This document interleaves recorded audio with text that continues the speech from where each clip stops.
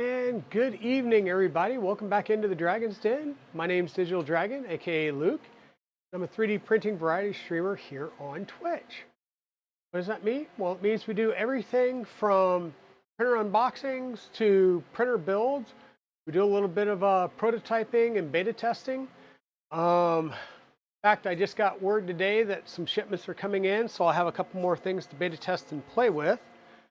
And yeah, today we're going to continue our trek towards getting stuff ready for RMRRF. If you're not familiar, RMRRF stands for Rocky Mountain RepRap Festival.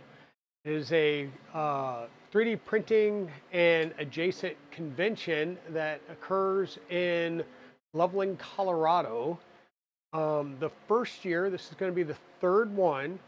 So 2 years ago, at the first inaugural one, they had over 3,000 people come in across the weekend, and they had a 18,000 square foot venue space. By the last day, the venue was already in talks with them about getting the other side of the building and doubling the venue space to the full 36,000 square feet, because there was so many people there. So fast forward to last year, Rocky Mountain 2024. They had over 3,000 people walk through the doors on Saturday alone. 36,000 square feet, over 3,000 people on Saturday alone. I was talking with Justin, who's one of the event organizers, and he stated that they've got over 4,000 people signed up for the event this year. And once again, it's both sides of the building. So 36,000 square feet of 3D printing fun and insanity. And over 4,000 people have signed up. It's going to be great. Hey, Eagle the Dragon, welcome in. How are you, my friend? We are ready to come out and see you guys. Eagle, we are definitely ready to come out and see you guys. Hopefully we can see David and Justin as well. And yeah, we're looking forward to it. So today we're going to continue on with some of the insanity called prepping for the show. I've got, I think, everything baseline printed now to continue to build. The issue I'm going to have is I'm out of M3 by 50 countersunk screws. I've got 45s. I don't know if 45s will really do me well.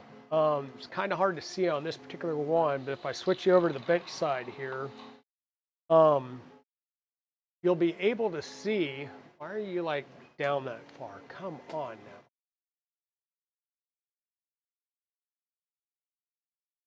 You'll be able to see where some of the internal filament is kind of poking out on a couple of these. So I've got 4 screws in, and if I grab the other one over here and show you, I'm just going to leave that entire half on there. You'll see that the M3 by 50s come right to the end. And if you remember right, there's an inner and an outer ring. So we're going all the way through the inner ring, through the center hub, and all the way through this back ring. We want to go all the way through the back ring to get good bite. I could put some 45s in the other holes here, but I would really feel better taking them back out and putting 50s in. The 50s will get here tomorrow. So I'm going to leave them with just the 4. The good thing is I can put them on even with the wheels are on, because this is the outside of the wheel edge. Our tread here, I printed one of these last night. You could probably see it's right here. It's nice and shiny. And then it quickly went to this. Okay. This is fresh out of the dryer. This is as it progressed through the print. Now, as I'm printing this, number one, we'll just say Dragon slept here last night, managing this print. I was going to say you can see. Hold on. Let me pull this a little bit further out of the way. You can see there's filament here on the ground. This is the Creality K1C, and even with it mounted on the standard Prusa spool holder here, it pulls so much that it starts to pull on the filament, and then you'll get extrusion issues. So what I did and what I figured out this morning was if I take this, unroll it in a big loop over to the workbench and back, that gives me about 40-ish to 45 minutes of print time before I need to come and pull a little bit more of the spool out. And so as you can see, we're 87% done. The thing you also need to be careful of is this will and has wrapped around the screen as it's been running, and it starts to use up the filament. So what I've done, the part that's going into the extruder, lay it over a spool of filament. That will keep it from looping at least one side under, and it should be good to go and keep you from getting hung up. So hopefully that gives me a good 40-45 minutes to sit in meetings and not have it snag. The good news is if it does snag, it will trip the sensor and start beeping at you. But I will tell you that this is 85A, 3 walls, 5% infill. Okay? This is going to be a lot easier to get in over this V groove. So as you can see, there's a bit of a V groove in here, and that has to align with this V groove, and that's what's going to keep it from coming off one side or the other. Hey, Petty Ruxpin, how's it going? Hey, Chewy, how's it going? So when I did this on my dragster, and I will tell you, basically the 5% infill here, it does it like right at the V. This main sidewall here, this is basically 2 independent walls with 0 infill on it. So it's going to sit down on the treads. Now, when I did mine, and I did it 95A TPU with some good infill, it was very, very hard to get on here. This was fairly easy to get started. Now I'm at that V. And what I did on mine, because it was fairly rigid, was I sat it down like that, and then I hammered on the top. Well, if I go to do that now, chances are this is just going to bend over. I don't know if you can see that there. It's just going to bend over and not go down on there. I did get it started some, so hopefully we can keep getting that going around. You basically have to get that V started over the edge. Once you can get it started over the edge, you can get it worked on. There we go. This is a lot easier to get that tread on. Now that V is right in the middle, and you'll see that there is, like, this is going to run basically right on that inner wheel with the weight. I'm curious to see how these hold up. I'm probably going to print another set of these in 95 just to have a spare set sitting around for us. So if that way we rip one up, we'll be good to go. But once again, the inner tire here is the Fiberon PETG recycled carbon fiber 8%. And the body panels are going to be orange PETG. So everything should be able to hold up to some heat. Hey, Free Heathen, how's it going? And by the way, if you guys really want to see how well this stuff prints, this was printed without supports. This is Fiberon PETG being printed without support. You can see just a little bit where that one sagged. very little sagging right here on this end. The only other place I see some sagging is right here at the very top edge of the overhang. But this print's just like this, sitting on the bed. And this printed beautifully. Once again, PETG carbon fiber from Fiberon, which is the Polymaker line. So we'll need to get some heat set inserts here. None on these. Yeah, so just 1, 2, 3 at the front on both sides of this piece. This piece will have 1, 2, 3 on both sides as well. And then we'll have our full length body, once again, done in this carbon fiber PETG. And don't worry about this. This is where I was using a, a deburring tool, and it just ran up against the edge there. This is going to get covered up with the panels anyhow.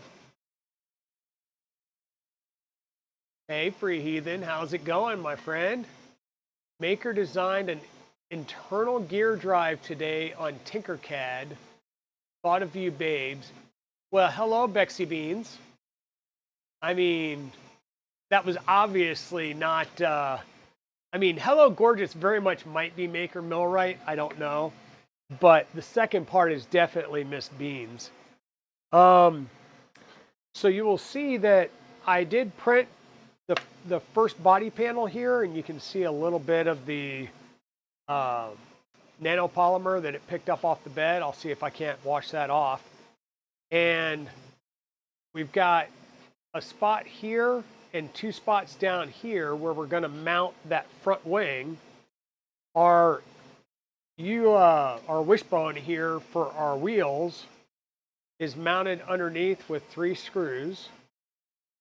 We've got our servo cable sitting here. We're going to need to extend this. I did order some extension cables. They will be here tomorrow as well. So we'll not put all the body panels on, but we will go ahead and add the rest of the, we'll add the rest of the body panels. We just won't put the, the frame panels. We won't do the actual body panels. So what I'm going to do is switch over to the top view. And once again, here is our drivetrain setup. We worked on this Tuesday. We laid out our axle on Monday, and then Tuesday we had this part printed and we added everything in. I've got the 2 uprights set on here and everything's nice and tight. We're going to continue to put in the heat sets here, and then we'll be ready to join all the body parts, and we'll have our really long single piece body going. You guys may have noticed that the Trident's gone. I just moved the Trident downstairs. The other thing that I am doing, hello Mrs. Dragon, how are you? I was going to tell you don't bother to put it over in the other cup, but you did, so that's good. Thank you.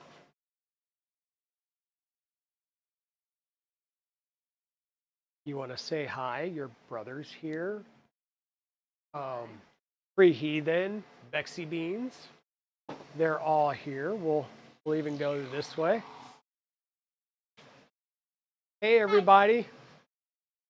So we met up. So I went into the office yesterday and we met up at Echovate 3D. I dropped off Kyber Dragon and a box turtle down there for show. And Mrs. Dragon met me down there so that we can go to a nice restaurant last night for our anniversary. So 14 years together. Well, 14 years married. 14 years married. Yep. So, yeah. Just thought we'd say hello. And, yeah, we'll get back to building stuff.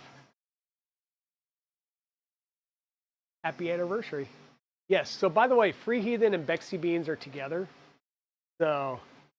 Like a name, right? No. Wait. No, that's Jen. I miss you. I hope you can come to the UK sometime. That's Bexy Beans. Bexy Beans is back in Vancouver. Yes, she is at Free Heathens. Oh. Well, Yeah. in that case, I would love. Yes, we would love to do that.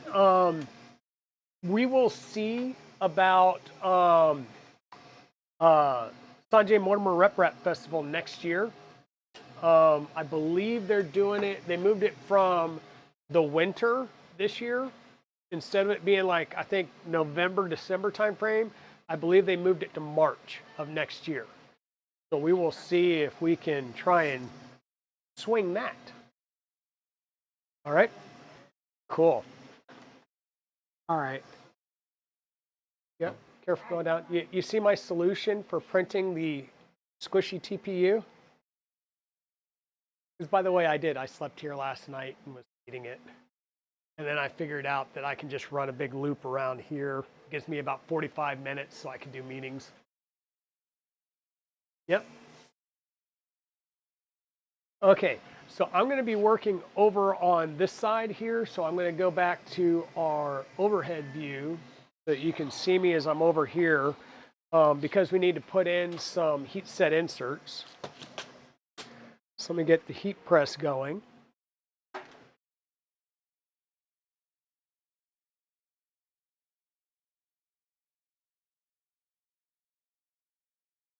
And let me get caught up on chat. Hey, Von Deathheart, welcome in. You're back, lost connection for some reason. Yeah, internet providers.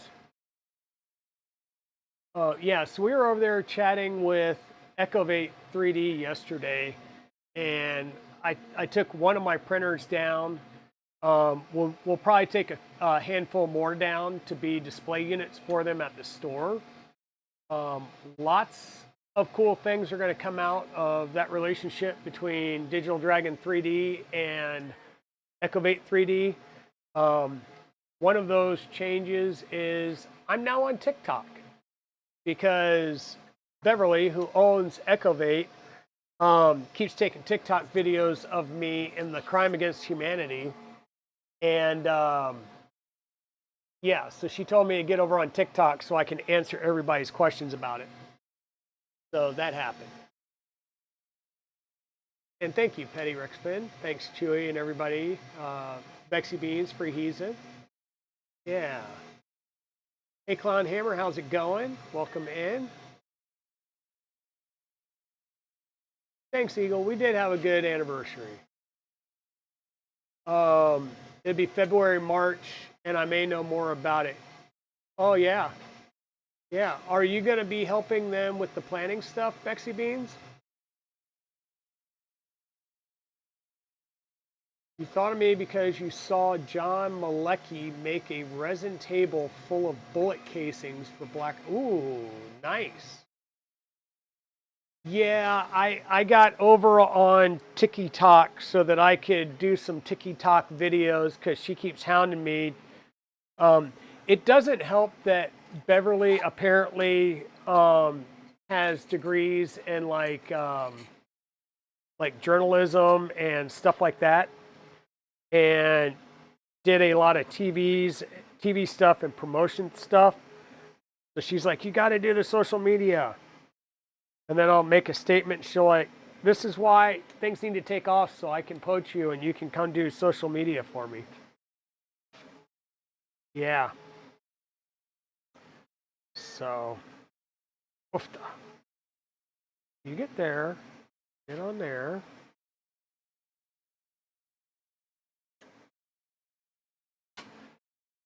So remember to have your, whatever you're using as a flat surface ready when you're putting these in, because this is angled, it's not straight. So as I'm setting it down on the edge, I'm coming straight down, but this is actually at an, whoops.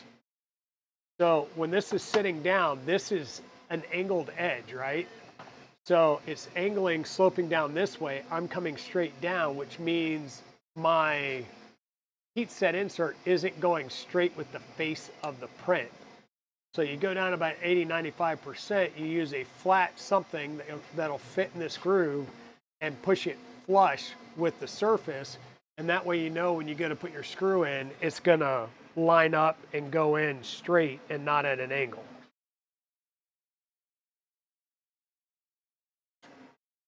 If it's a true straight up and down vertical, you should be good, and you don't have to necessarily do this. You can just take it straight down.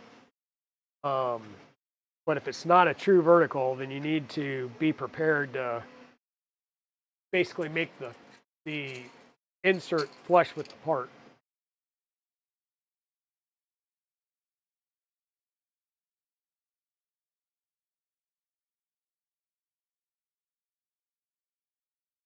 And then right before stream, I ran outside and cut the rest of the center rods that I need to do to link the tread together for Mrs. Dragon's other tread. And I cut a bunch of extras too, because I know there's going to be extras needed when we do the treads for KB3D's Death Racer, which I'm going to start printing tomorrow. I've got to take my orange and black TPU 95 and dry it overnight tonight so that tomorrow I can do the test print over on the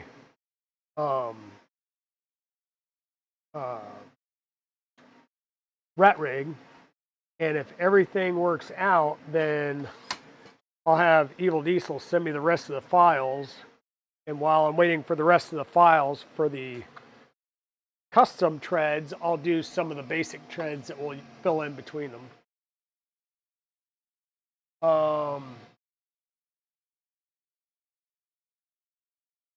Your wife said happy anniversary. Well, thank you. I appreciate that, Von Deathheart. And what is your wife's handle on here? You can remind me again. Hey, Creatix Brit, how are you doing? Oh yeah, I did see you join the TikTok. Yes, I joined the TikTok. And I immediately, the first thing I did when I joined TikTok was looked up Creatix Brit friend. Immediately. Then I thought about Polymaker education, but I had to get the Brit first. I have not seen Vez tear down the H2D. And when you say Vez, are you talking about V3D channel, or are you talking about Vez of VZBot? I need to know which one to go look at. Purple shooting star. There we go.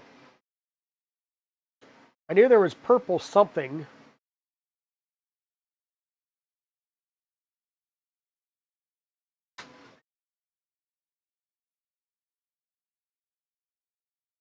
The other thing I'll say about your heat set inserts is be careful and let them cool down. If you put a heat set insert in and then try and immediately go and put a screw in, guess what?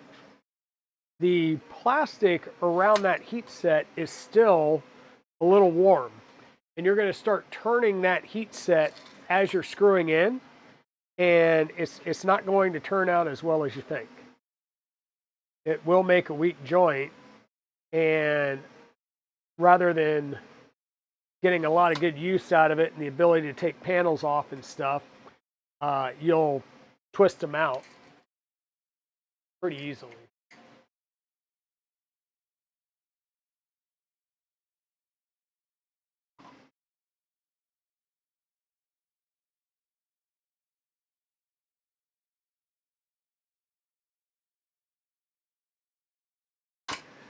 But I tell you what, the Creality has not missed a beat, and I did break down, because it doesn't make sense to me. It says, it does say put glue, like on the back of this plate. It says, please apply glue before print.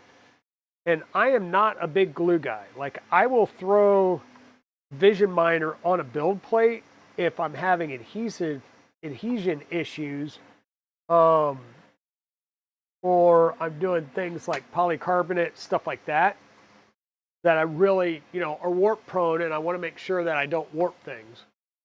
And I wound up, I did put a tiny coat of glue on this build plate, and it's helping things like these long prints. I mean, you can see this is stress on the part trying to pop it off the part, but you'll see this one doesn't have nearly as much stress. It's right where the cross braces are, and this is actually some of the glue stick that came up with the part versus this, which is stress. So, you know, I broke down, I don't know what kind of surface this is. It feels rougher than PEI, so I'm wondering if it's more of a build tack surface. But it's printed like a champ. We're running, you know, we've probably run close to 1 kilo of this recycled PETG through it. Hasn't missed a beat. This does come with a hardened nozzle because it's the K1C, meaning it's ready to print carbon and other things. I ran some carbon fiber ASA through the Anycubic and quickly realized the Anycubic does not ship with a hardened nozzle. And there is no direct drop-in replacement from Anycubic right now for it. You're basically, I don't want to say jumping ship, but you're basically having to switch around and do some other things.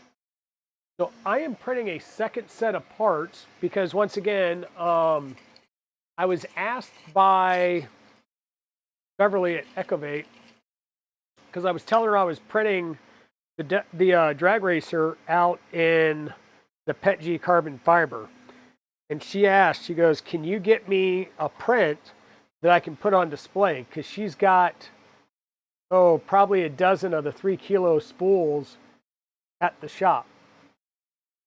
And so I figured, well, yeah, I can print her a couple of things. Like, might as well print another drag racer. One, have a spare frame, and two, we'll take it down to the store. She keeps talking about, she sells the Big Tree Tech parts to include the Big Tree Tech Death Racer kits. And there's enough of us in the area that I think we might get some impromptu death races going on at Ecovate. So I told her she better be ready to charge off a kit and give me a kit so I can build Ecovate one. So we will be doing that. I think, yeah, that should be all of the heat sets for right now. So yeah, if you are in the local area, after, God, I'm going to dump those everywhere one of these days. After Rocky Mountain, when we get back, that next weekend after Rocky Mountain is the next Makers Meetup. I have decided that I'm just going to be down there all day. Like, it's morning time and afternoon times. I'm just going to be there open to close, which is noon to 7 p.m. or whenever. So I'm going to go down there, and since it's right after the show, we're going to bring the Death Racer, we're going to bring the Drag Racer, and have them down there for a show. Kyber Dragon's down there. So yeah, 2 weeks exactly, Pezliz. Stop reminding me. I was starting to calm down a little bit as I've got multiple printers going and my stress level's coming down a bit. I still have to print the body for Mrs. Dragon's Death Racer, and I need to get the body done because I think what she might do is actually go look at. She may go and buy clothes for it. So that we can put clothes on it, we'll put a head on it and everything. So I got to get a racer done, and I've got to get the the front and back, since Evil Diesel is merging some of the files together and we have a custom tower for our bludger, I need to get that stuff done and ready to go. So I've got a few more things to print there. Meet you in 15 or 16 days or when I find you. Yeah, so the plan was to take off Wednesday, drive Wednesday and Thursday, come into town on Friday and chill out. I now have another person that's joining us. And we may, I don't know, we may get into town Thursday. I just don't know. I don't know how hard we're gonna push. But just deleted what, man? Man Deathheart. Starting to think the config files I sent you didn't exactly save or actually save. Oh, okay. Yeah, I'm sorry. I do need to look at those. I'll try and look at those after the stream tonight and get you back some suggestions. Yeah, I put Vision Miner on everything, but here's the thing. I don't want it to stick anymore. And Vision Miner is going to make it stick even more. In this case, I'm literally using the glue as an interface layer, so it makes it easier for these things to pop off.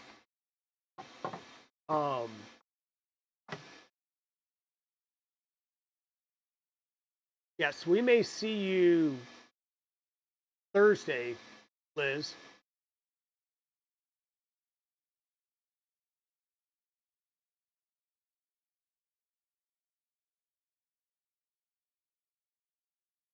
I'll be hiding. There you go. Oh, you know how the best way to hide bearded printer?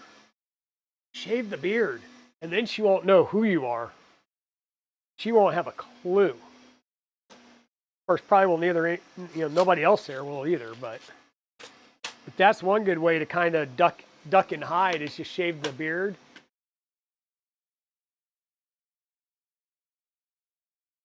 I called dibs on a hug before Kevin. Are you talking about for me or for bearded printer? I'll give you a hug before Kevin. What am I looking for? I need M3x12s. I'm going to start joining some more of these panels, these body parts together. So let me, bench side, come kind of down here, and we're going to start putting these body parts together.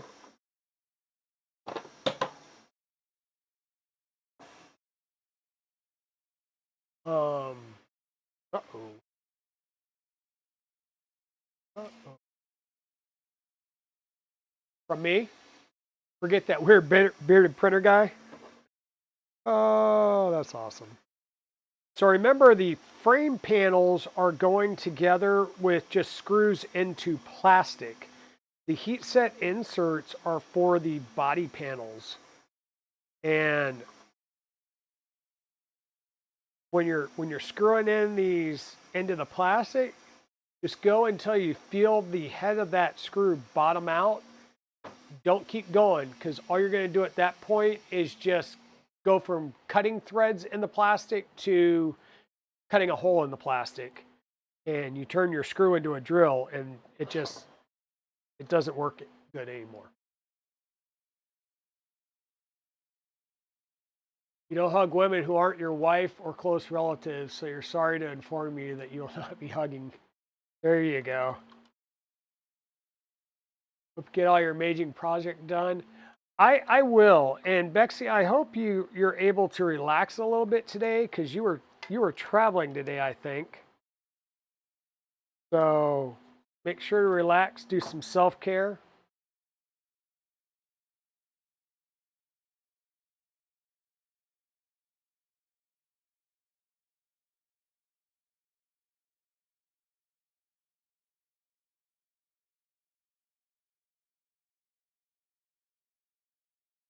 I'll have to get a second hug from Liz for Bexy. It'll be my beans hug surrogate.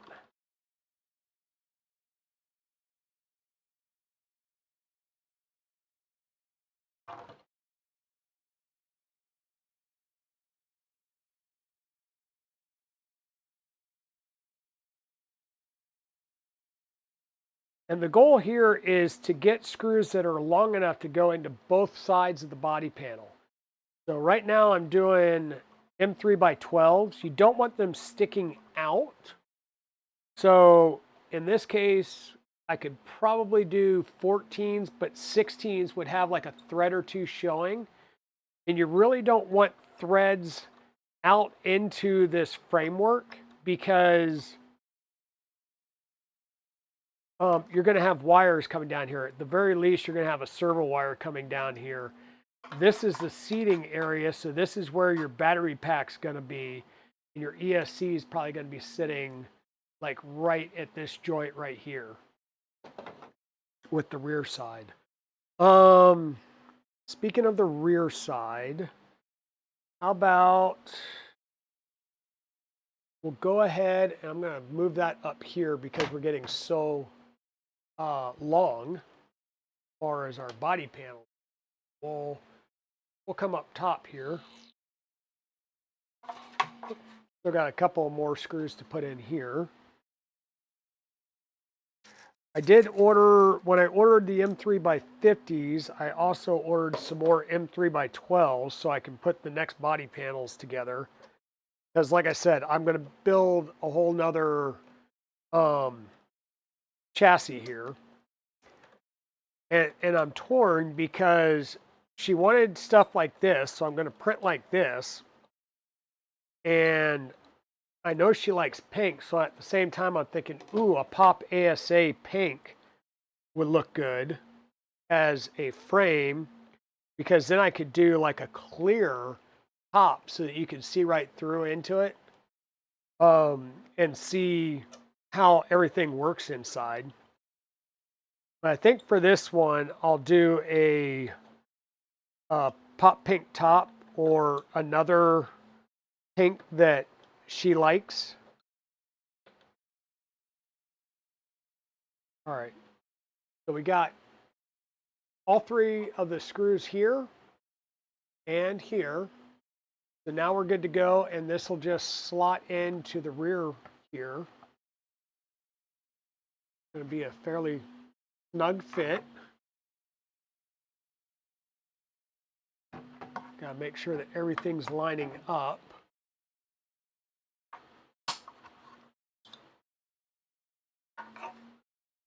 There we go. Everything's lined up. I'll go ahead and put the two screws in on this side, two on the other. Well,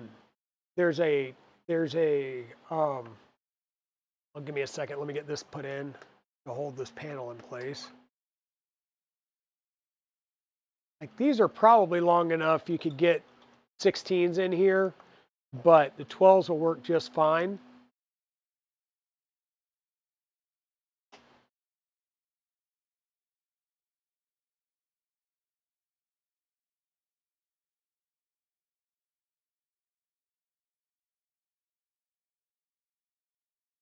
And because we're going to be having another body with us, I'm not going to bring a lot of printers. I'm going to bring a couple of small printers, and I may send those forward with Mrs. Dragon, who may come out ahead of us because I have to do that whole work thing, at least a little bit. So on here, this hole and this hole have the countersinks to them. That's where we're installing the screws to hold the frame panels together. Middle screw and the top screw is going to hold the frame or the body panels on. And we'll do those with M3x8 screws. They don't have to be real long or thick. They're just holding the body on. And the body is basically aesthetics here. Where'd that one go? Somewhere I'm not going to get to it right now. So get this one started.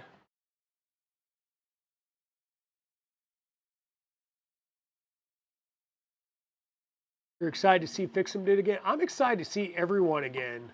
Like, I know Killer Prince is going to be there, and I haven't seen him in a hot minute other than on his stream or him on my, seeing me on my stream. So it's going to be nice to see a bunch of people again.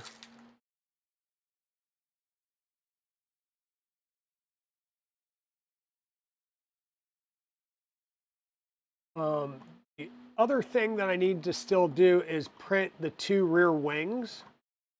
All the wings have to be made out of TPU plastic. So I do need to print the rear wings. Now, our side panels here,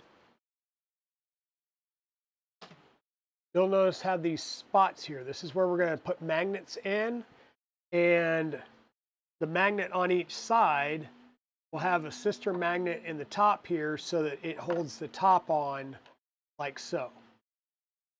Now, these we can put on because they're not going to really cover the top, and we can still get in here and work on. So I'll get these on just so they're out of the way and not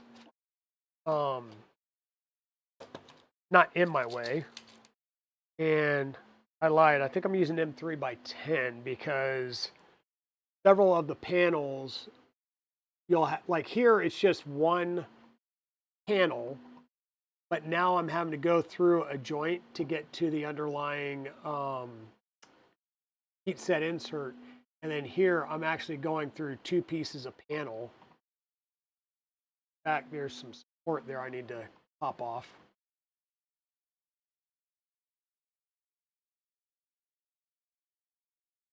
Once again, you're just taking it snug. You're not trying to super duper tighten these down. There's no real need to. And I did not do the Polymaker ones for the back here because, once again, these are for KB3D. We're going to brand it with some KB3D stickers, and I might do a second set of body panels that might have a dual color print. We'll see if we get that done in time for this show. If not, I will bring it to the next show for Midwest RMRRF Festival.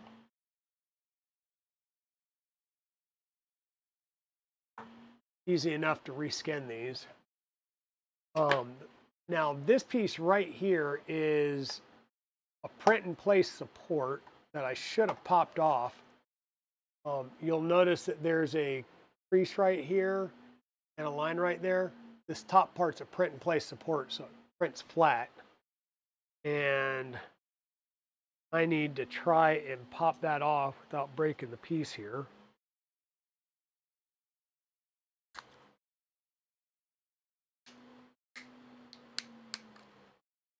Came off pretty easy.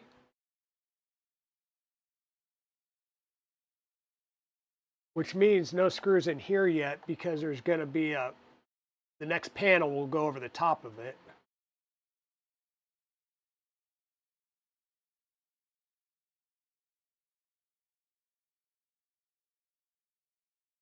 Trying to get in there and get the separation started between the 2 pieces. Oh, there we go. Then just run the screwdriver up underneath there, basically like a shim, should separate the pieces.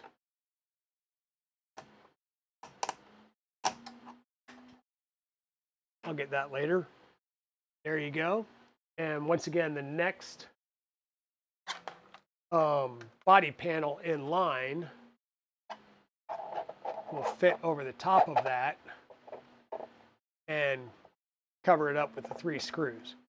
Now, we don't want to put this on just yet because we need to do our servo wiring, which we won't be able to do just yet. But we will flip this over, get the other side panel started. I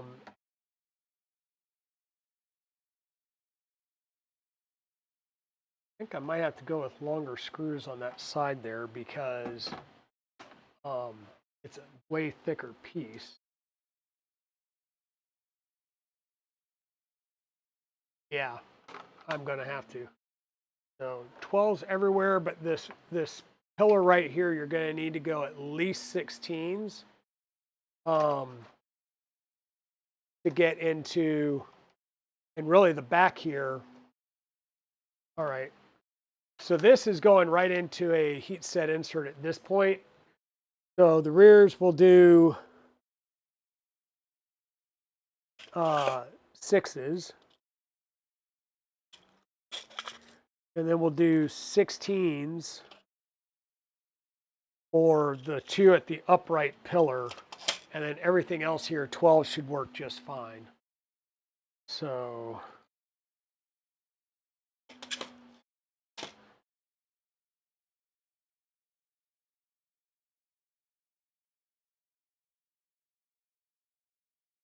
eight here.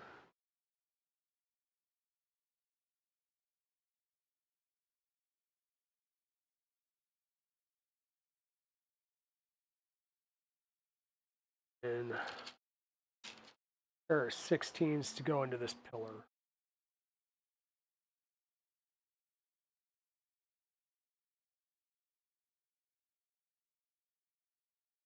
Uh-oh, Liz is over there playing with emotes again. Thank you about that, Liz. And thank you for noticing that I'm over on the TikToks now.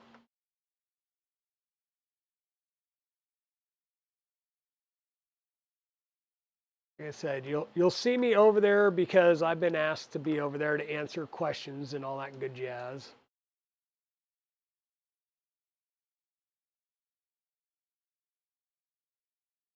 And yep, we've got merch over on Fourth Wall. We have some newer merch up there as well that's just gone live. I will bring a shirt in. Well, no, I'll have to show a shirt on the next time I stream. I do have a new shirt. The one I have is not the Fourth Wall shirt. I got that one from Sticker Mule to see what it looked like and compare it to Fourth Wall. But the Fourth Wall shirt, it's the same exact design. It's just different colors. But yeah, that shirt is something that me and Liz have actually talked and kidded about. So we'll see if she goes and checks that out.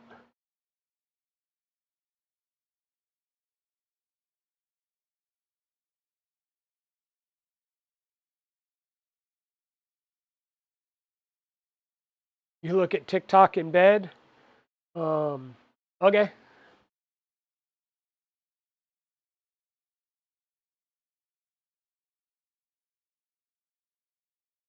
The Liz is a bedtime TikTok stalker. Good to know. Yes, I'm kidding.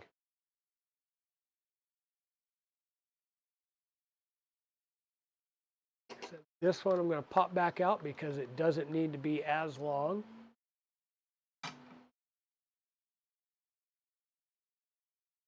You set a timer.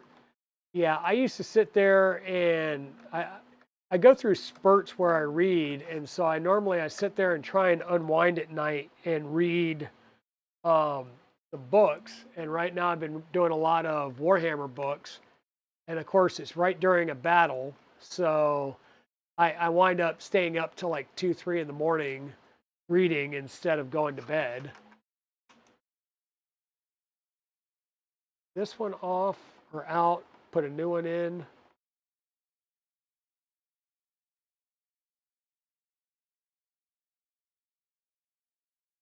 For now, I'm going to run this in, possibly, just to hold the panel in place so it doesn't keep flopping on me.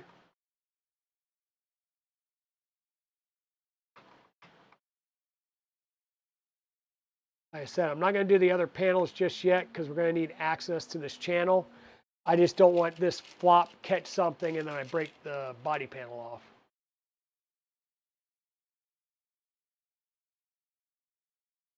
But I know it's not the appropriate or the correct orange for KB3D, but their colors are black and orange, so this will be black and orange. We will add some stickers to it for KB3D, but there we go. That's what we're looking like. I don't have the wing to put on it just yet. We'll have to print that. Like I said, I can put this on and then add the additional screws while it's on, because we're screwing it on in the center hub here. This is holding the wheel itself together. So we can always do that part later. What I'm doing now though is I can't do both wheels because I'm still waiting on this to finish. And once this is done, we will, oh, that's almost done, so we don't need that much. Once that's done printing, we'll get that off and we'll, excuse me, get that going on there. And let me see real fast.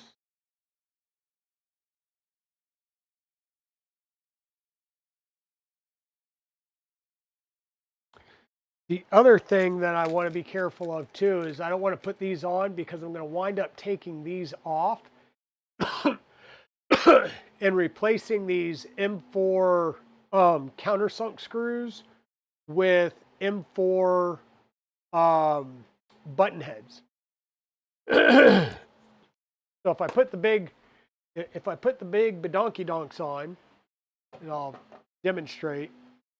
So that goes on and I screw that down.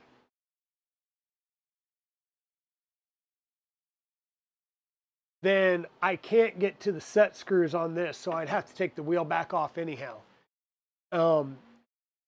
These would probably work just fine, but I do want to get the, like the clamping force right now is all the threads. There's very little clamping force at the head because it's right at the pinch point where the conical shape of the screw head sits.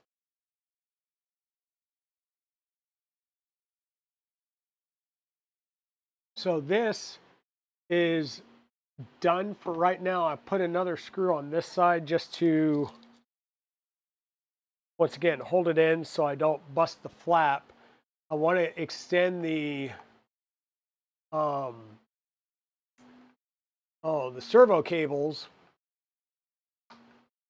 before I do final button ups here.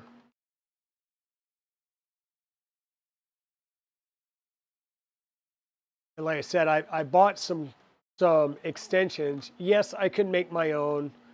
I could make my own crimps, but these are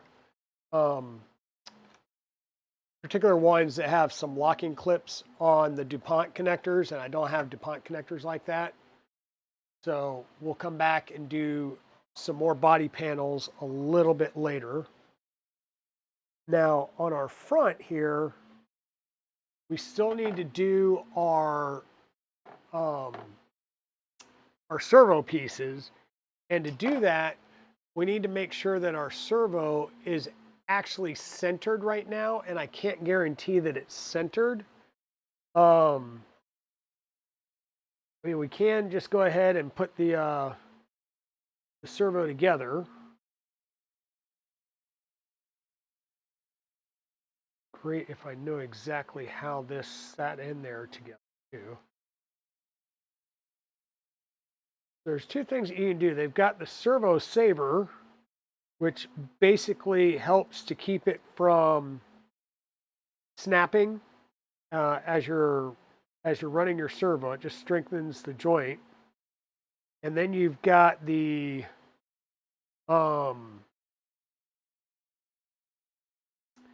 you've got just the standard servo connection, which is what I believe I did on mine, which works perfectly well.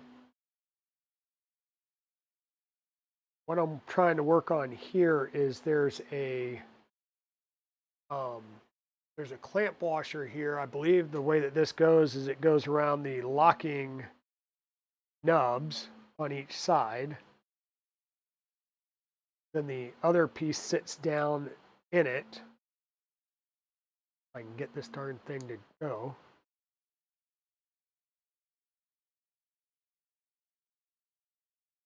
supposed to be kind of like a spring, so I'm sure that doing it with PETG was probably not the best choice of material for this. Standard PETG or ABS would have been a better choice. There we go.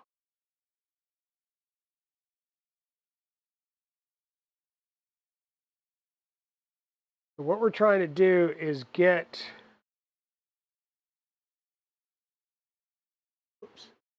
this center clip here, and there's a kind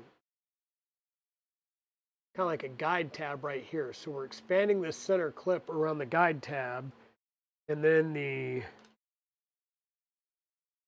other piece also has a key tab on it. So that would line up and pop in center.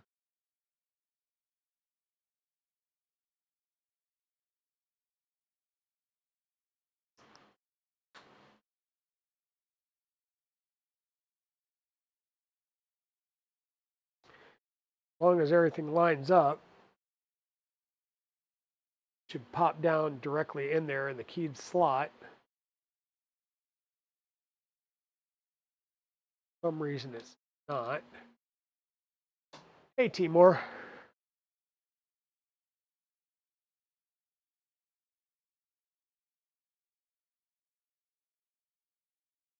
What is going on with you?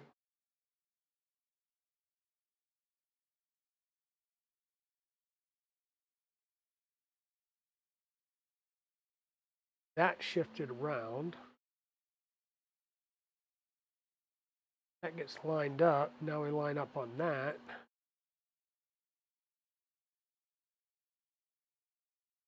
Now it sits flat. So if you get the two keyed pieces together, it sits nice and flat. So basically there's a spring in here, and this main arm and then this top piece are keyed in there, so it holds that spring open. This whole thing goes around this. We'll have a center piece that drops in there. Screw goes down and secures it to your whatchamacallit. So that is kind of the setup that we're going to be going for, and you'll be using the screw that came with your servo to do that. And this is a servo saver. It's simply there to keep from ripping the gears within your servo when you're trying to steer or you take a hit.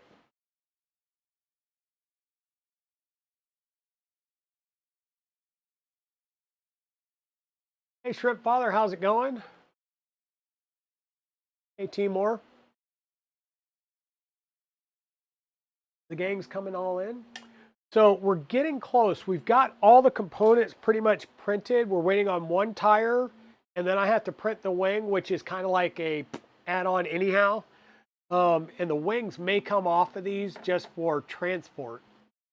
We're going to get this going. We'll get the steering rods in place.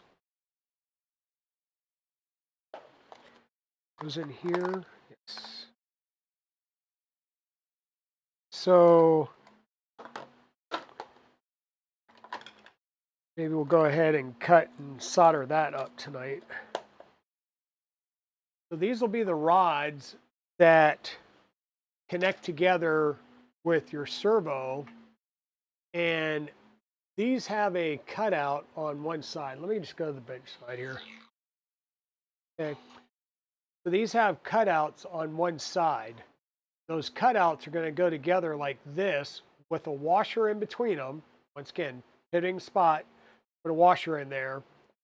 And this on your normal servo horn would sit on top, and we're putting a screw through the whole piece.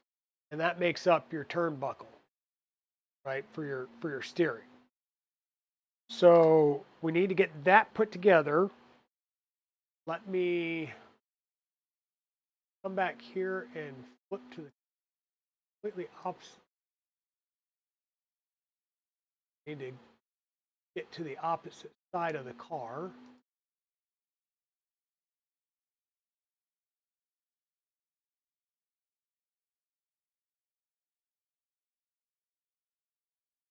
So looking at our display here, our printed parts sit on top of that servo horn. Regardless of whether you use this one or you use this one, it's going to sit on the top of it and go across. Once again, we're going to go down into the plastic on these sides. We're going to be using, not seeing conical holes on here, so we'll use our standard button head screws on these.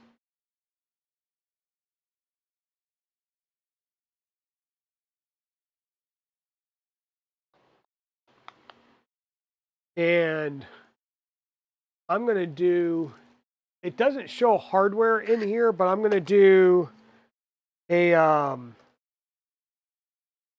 washer on top between the head of the bolt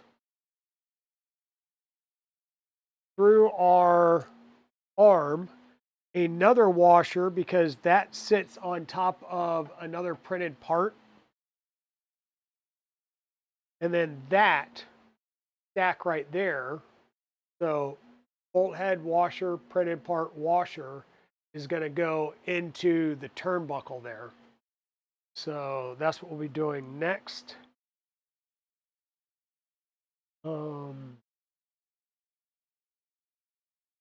Make sure that your stack is kind of in a location where you'll be able to get everything lined up.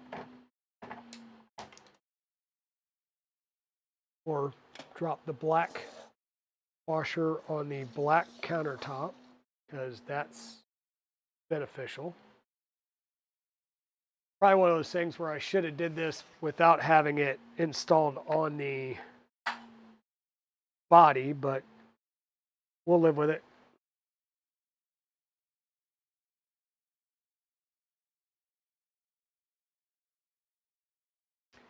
We're going to thread this screw into the wishbone, so we're directly threading. We're not,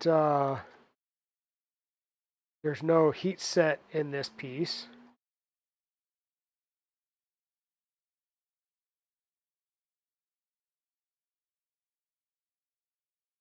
And this is going to set the pivot point and alignment for your front tires. Or I should say the geometry for your front tires. You don't want that arm to have play up and down, but you don't want it so snug that it doesn't move, because it is a pivoting joint.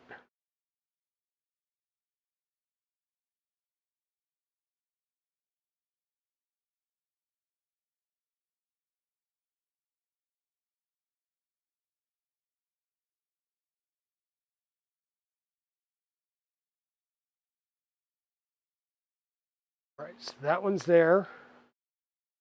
We'll get the other one ready.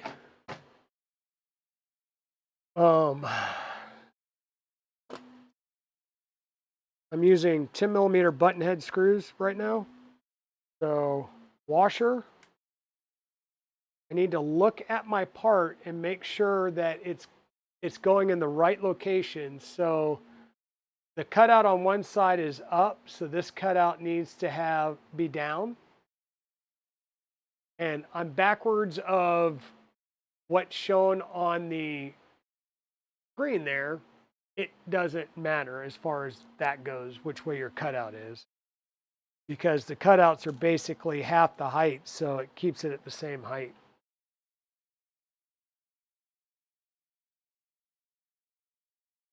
Get this one ready to go on.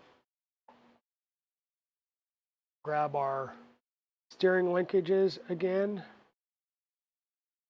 Get lined up on the straight. There, it is a slight angle.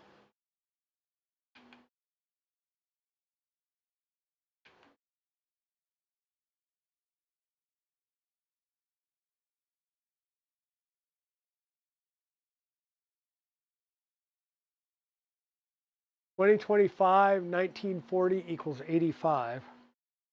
Yeah? Ah!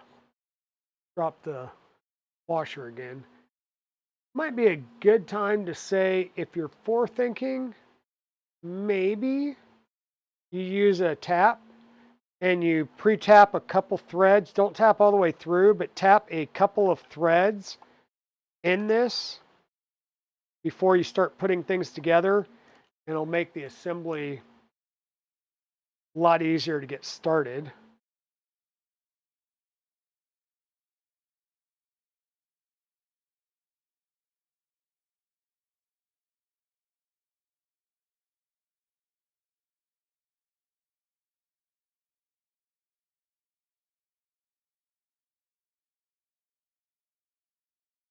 Okay, that's good. Now this is where we'll need to get these two linked together and then link to the other piece. So what I'm going to do is probably what I should have done to start with. I'm going to take this assembly back off.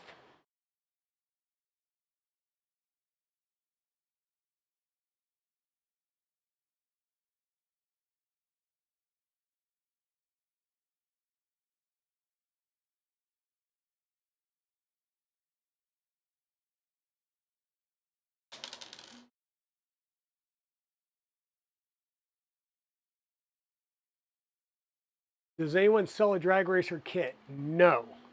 I wish they did, but they do not. Might be something to talk with a couple of people at RMRRF about. I'm gonna go ahead with a number 10 button head again. The washer. Again, this is a moving piece, and I'm trying to stay with my black hardware here. So we have a washer, and we're going to go into the between these two pieces. I'm going to need another washer. So on the side that's got the cutout up, right? Let me go bench side here. So this has the cutout making a shelf.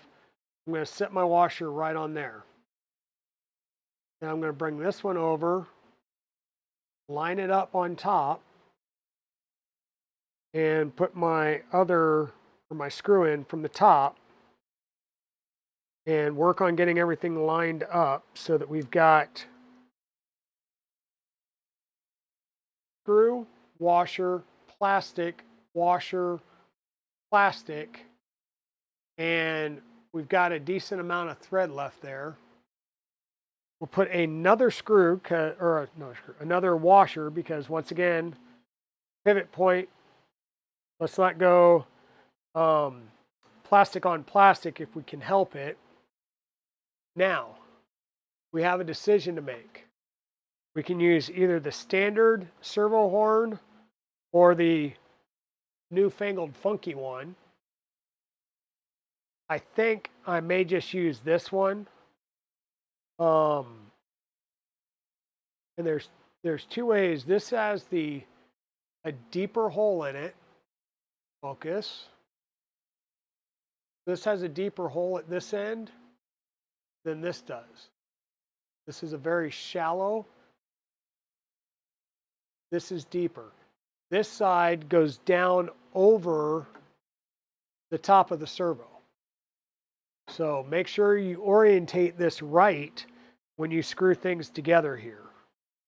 So the deeper side, which has the stress marks on it, needs to be facing the bottom. The other side needs to be facing up. We're going to screw this into the lower bell portion.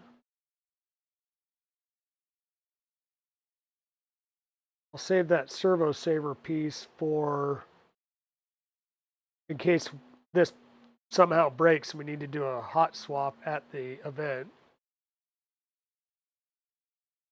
We're going to screw this down.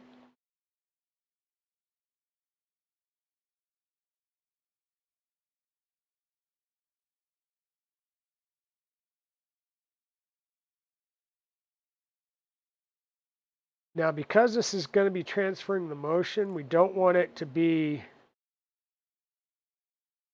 as loose as everything else. It's okay to have a little bit of tension on there. Okay, so there's our steering linkage. That's how that works.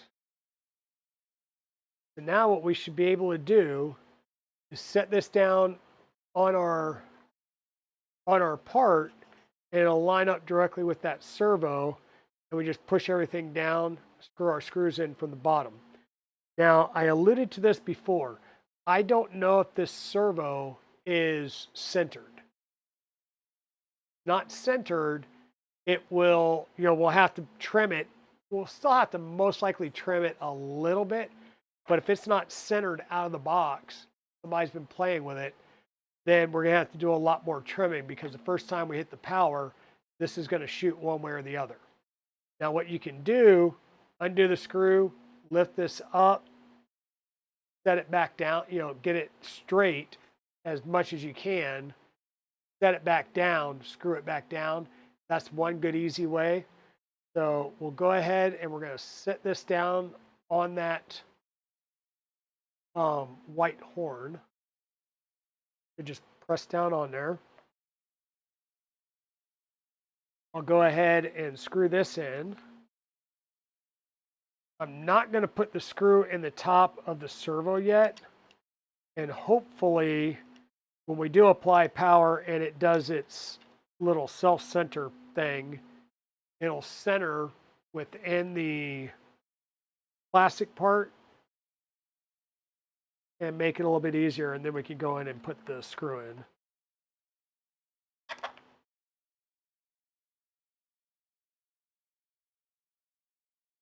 Canadian math, there you go.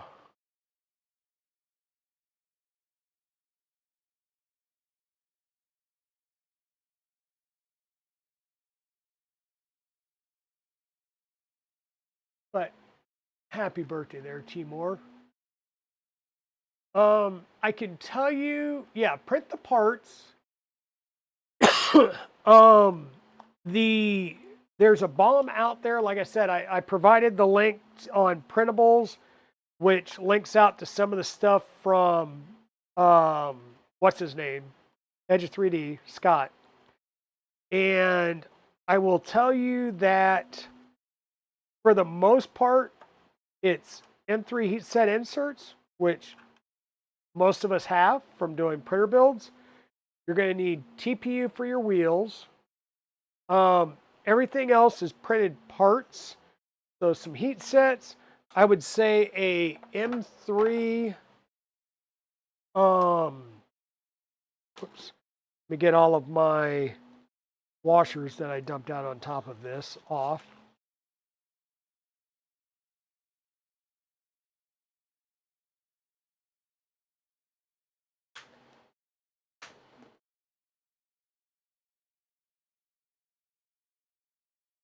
An M3 X-head flathead cap screw. This is an IXL one.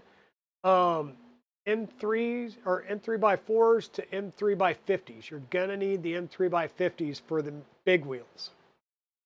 Just about everything else you're doing, I've been using the M3x12s to join the body panels together. Your wheels up at the front, I believe the 12s will work, or we might use 10s. There's two options for the front wheels, 608 bearings or 635 bearings. Just get 608s because you use 608s in the rear wheels. So you might as well have just buy 608s rather than having to get two different type bearing sizes. And once again, we'll throw these wheel hubs together real fast. So these were I say 635. They weren't 635. They were 6. What were these?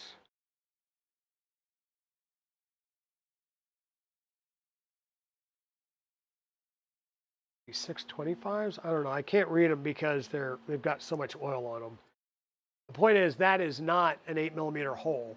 So Yeah, just save yourself the time and bomb of buying multiple ones. Just get the 608, either get RS or ZZ bearings. Yeah, these are 608 ZZs. 608 ZZ.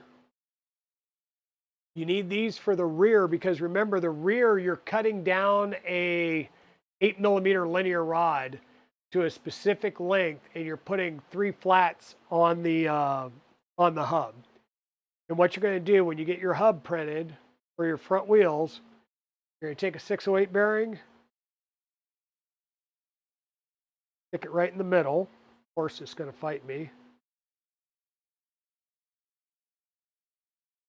The other one's popped in, bada bing, bada boom, no problem. These are going to fight me. Yep, keep going, break your part. I just may have a riser on one edge. Don't be afraid. Take your deburring tool, just go whoop right around the edge once or twice.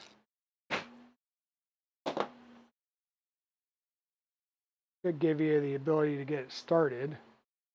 The other ones popped in really simply. Didn't have to really press hard. Darn you, really?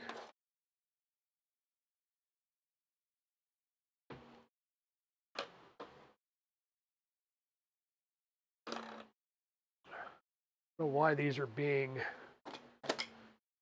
annoying, but we've got tools for that.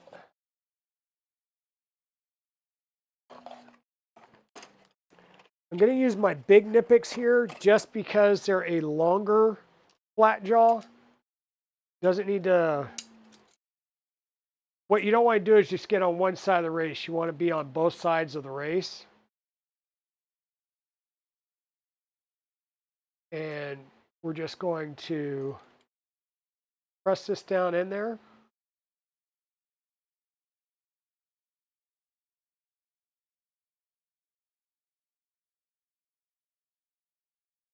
Due to the nature of it, I'm not going to get it in there fully without doing a double stack because the hub has an edge to the top. So double stack it and use the second one to help press in the first one. You want these will go in flush.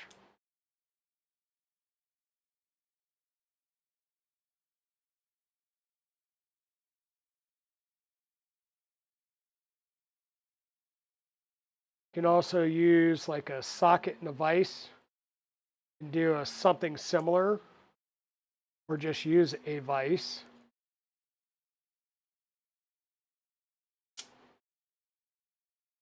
There you go. Our ZZ bearing is pretty darn close to being flush in there now. You'll take the captive ring. It's going to go right over the top there. We'll grab some M3x10s. Actually, M3x12s I think will... Yeah, I want to try and get... Because this is going into plastic, these are not going into a whatchamacallit, a heat set insert in the wheel hubs. You do want to go as long as you can on these screws to hold these in. And just like anything, before you screw them all the way down, make sure you get all 3 started so you can verify that the alignment's right. Yeah. In 608 style, once again, when we use bearings, we're normally 635 bearings, but we also use 608s a lot of times. So 8mm bearings are something that we're pretty familiar with. A lot of our projects normally use 608 ZZs, otherwise known as skateboard bearings, because that is the same that's used in skateboards. And I believe even skate hubs. like roller skate hubs.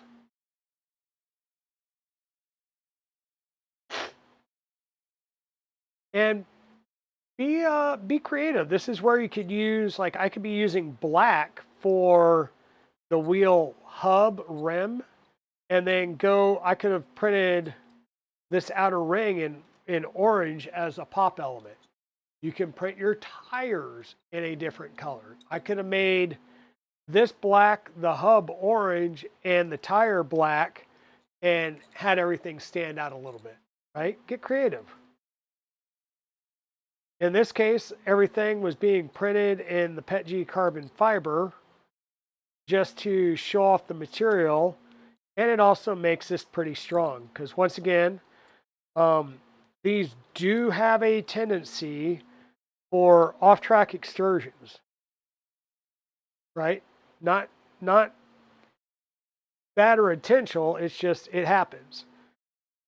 Okay, and so I just used M3 by 12s on these, and you'll notice that they stick out ever so slightly. That's probably like a millimeter.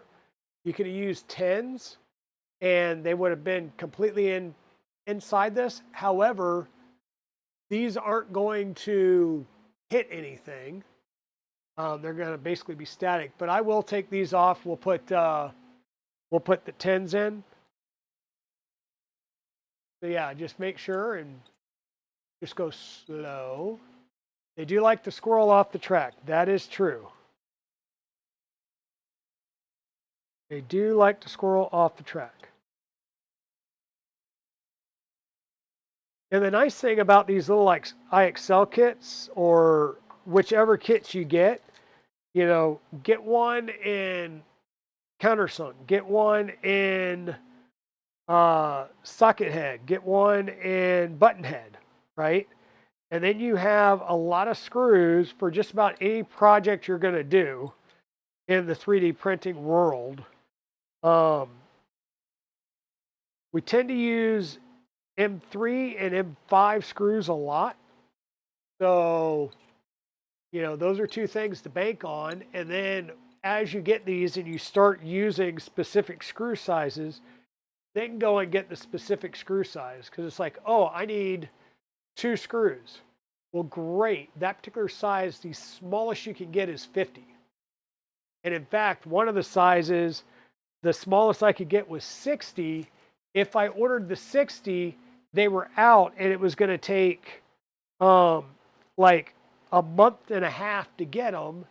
Or if I did the 120, it was like $2 more, and I could get it the next day. So now I'm getting 120 of that particular size, just because that way I have it and it's going to be on hand and I don't have to worry about anything. What you don't want to do, unless you have an appropriate store nearby, is go down and try and buy metric screws at your local hardware store. Because for the price of a 2-pack of a screw size at Lowe's, I can get a 50, 100, 120, 150 of the same thing through Amazon. Or, you know, if you go through Ollie, it's probably going to even be cheaper than that. So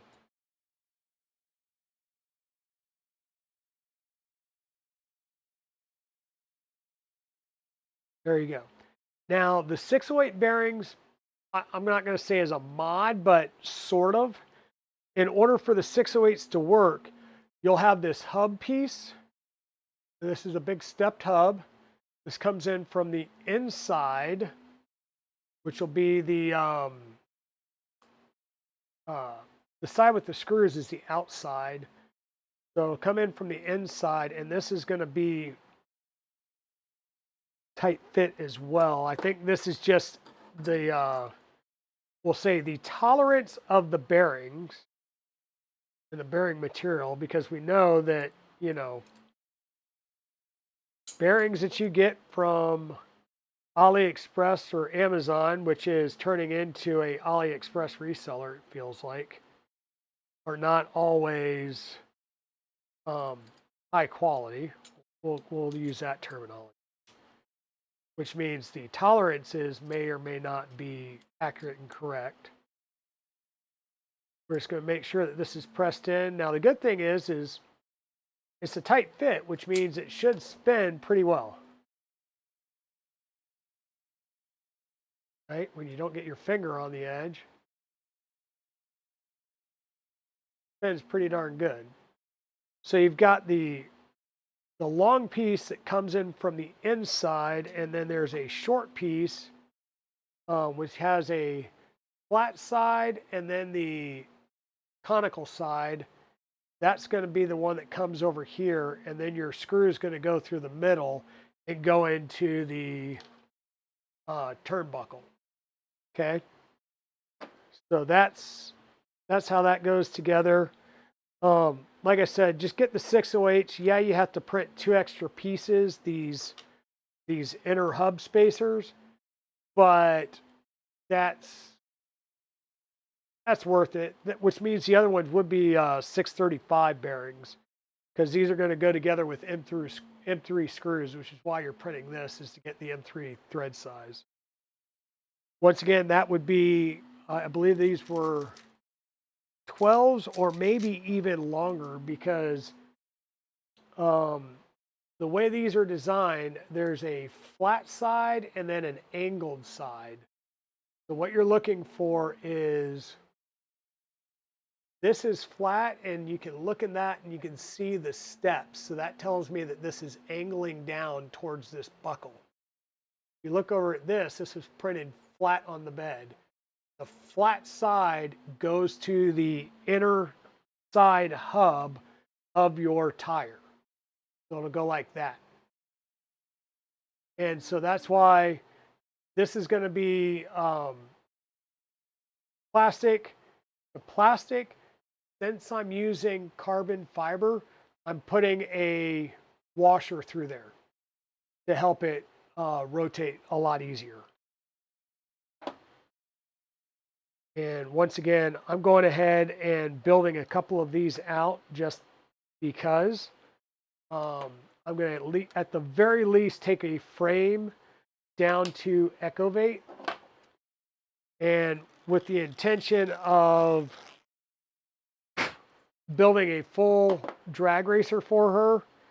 And I'm going to have her order me a Victory Tech kit so I can do a death racer for her as well for the store.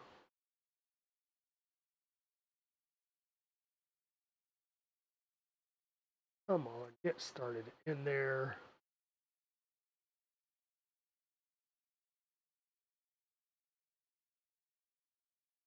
This is a tight fit.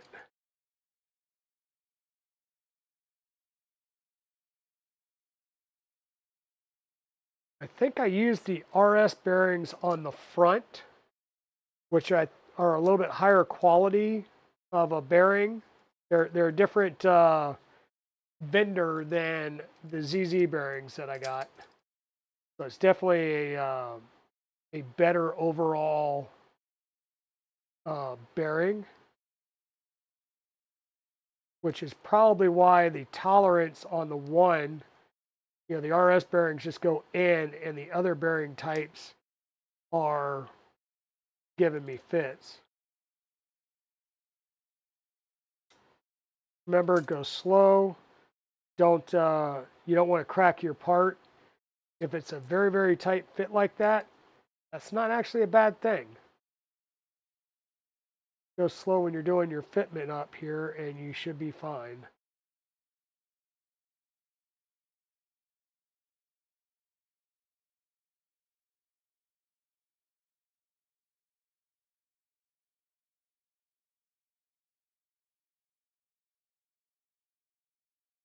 So your bearing races are right on top of each other.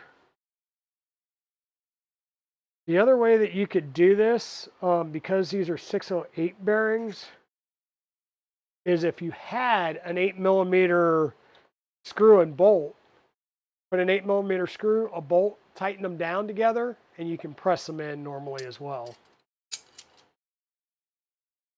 That's pressed in now.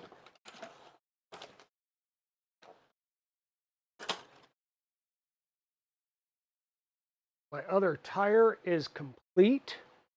So we'll be able to put our tire in, and I just put that away knowing that I've got to press this in now too.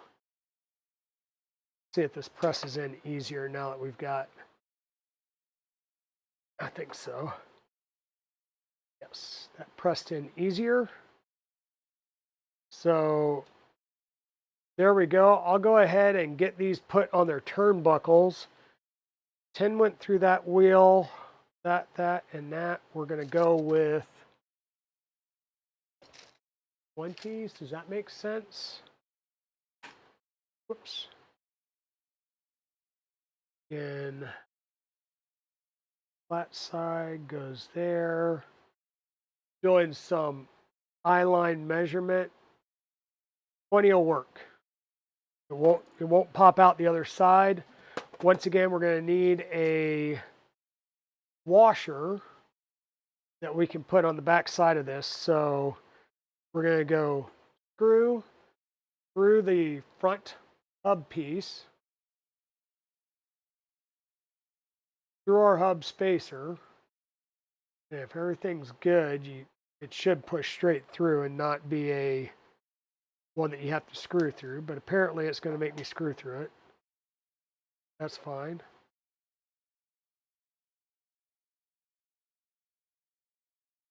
Hey Tugboat, how's it going?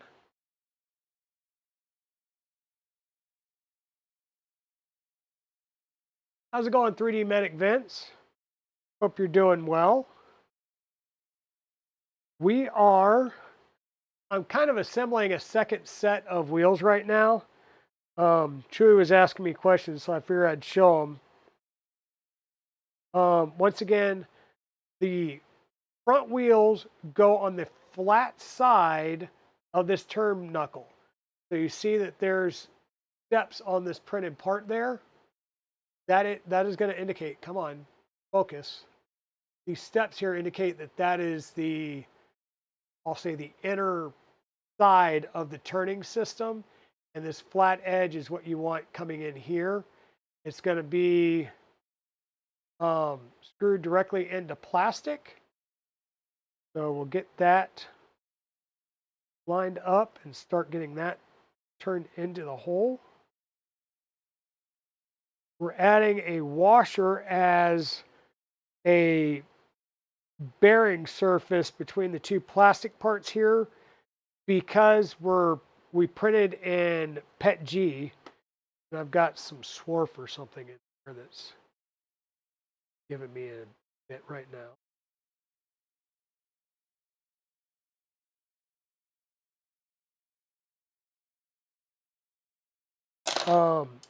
Because we're using carbon fiber PETG, I'm making sure to have a washer between any joining plastic parts so that I don't have any major issues with wear. Because you want things to be pretty tight. You don't want slop, especially in your steering. Once again, there's a reason we're having to, darn you. There's a reason that we're having to put,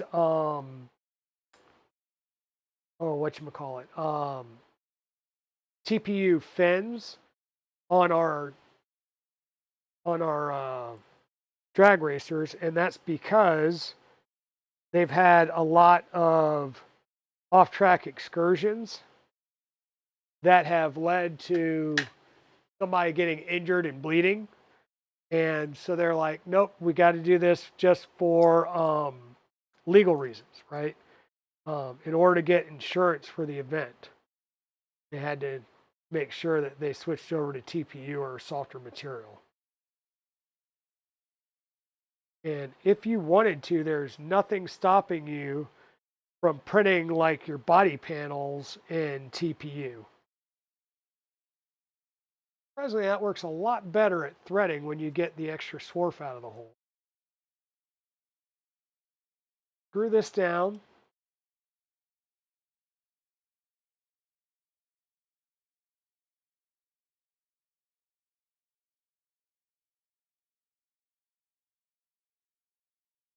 Here's our wheel. It does look like it's got a little wobble to it still, so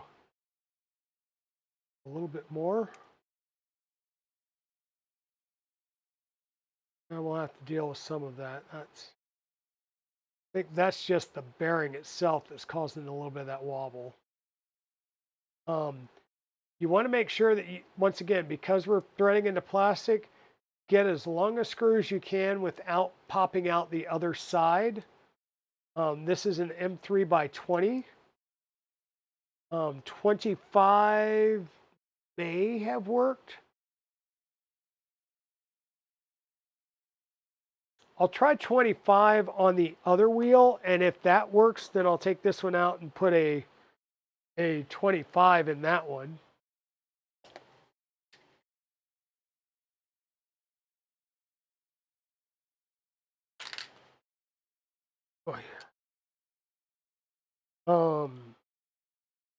Once again, we've got a front hub piece going.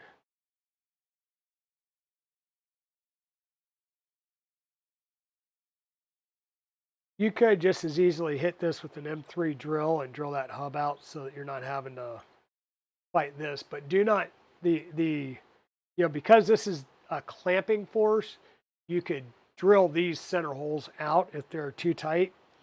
On the steering knuckle, you want that to be threaded and tight all the way through. So if you're going to do anything to that, pre-thread it by cutting threads with a tap, but don't drill it out.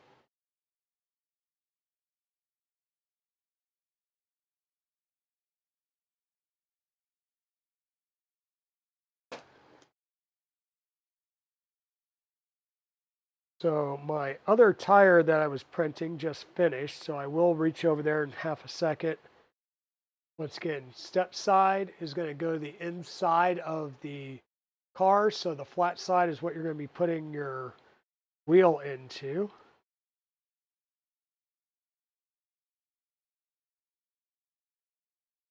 Make sure you're screwing that in straight.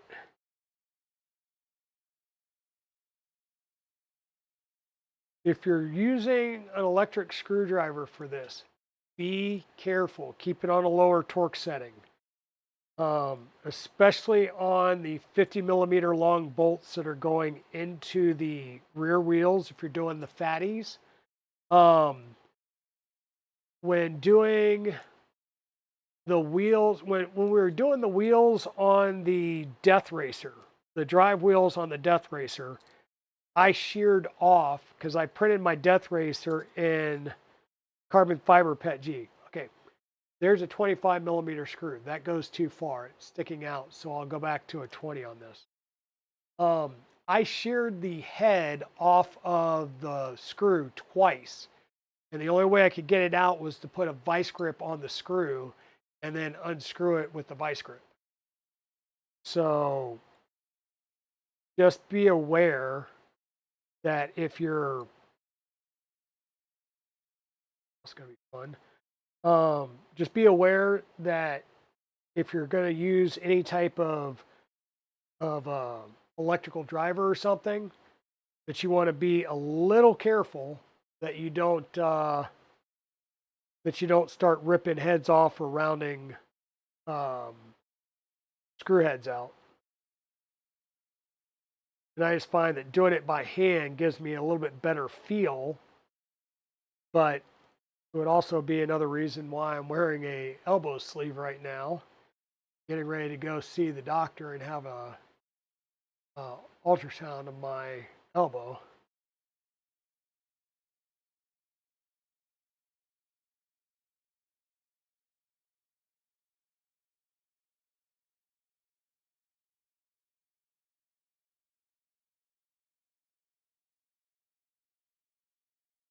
So the wheels that are the tires that I did on these wheels, when I did the tires for mine, I did them in TPU 95, and I have no idea what the wall count and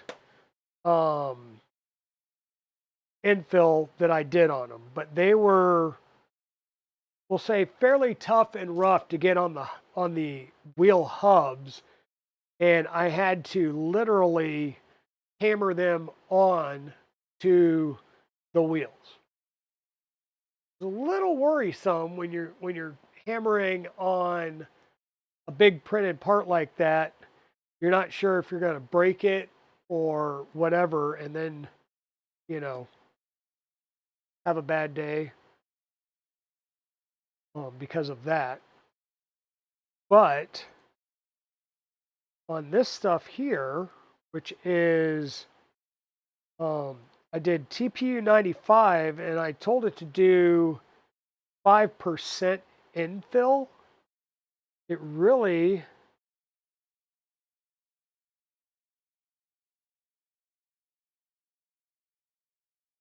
is nice. It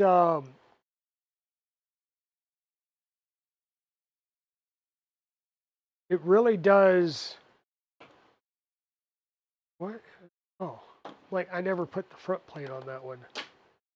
Here, let me show you what I'm trying to talk about, because what? You unload? Did it finish? It might not have finished. It may have snagged and. Well, I think it's done. Yeah, it's 100% done. It just, for whatever reason, unloaded the filament. So we get this off here.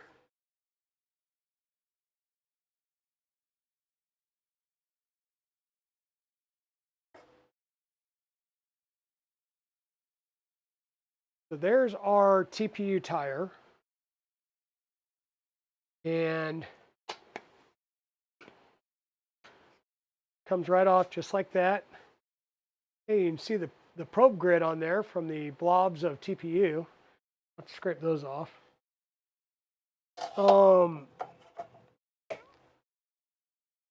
But you will see this is pretty flexy and bendable. So what we're going to do, who is blowing me up? So we're going to take our wheel hub here, and we're going to start to get it around there. Now, because this is so pliable, it's pretty easy.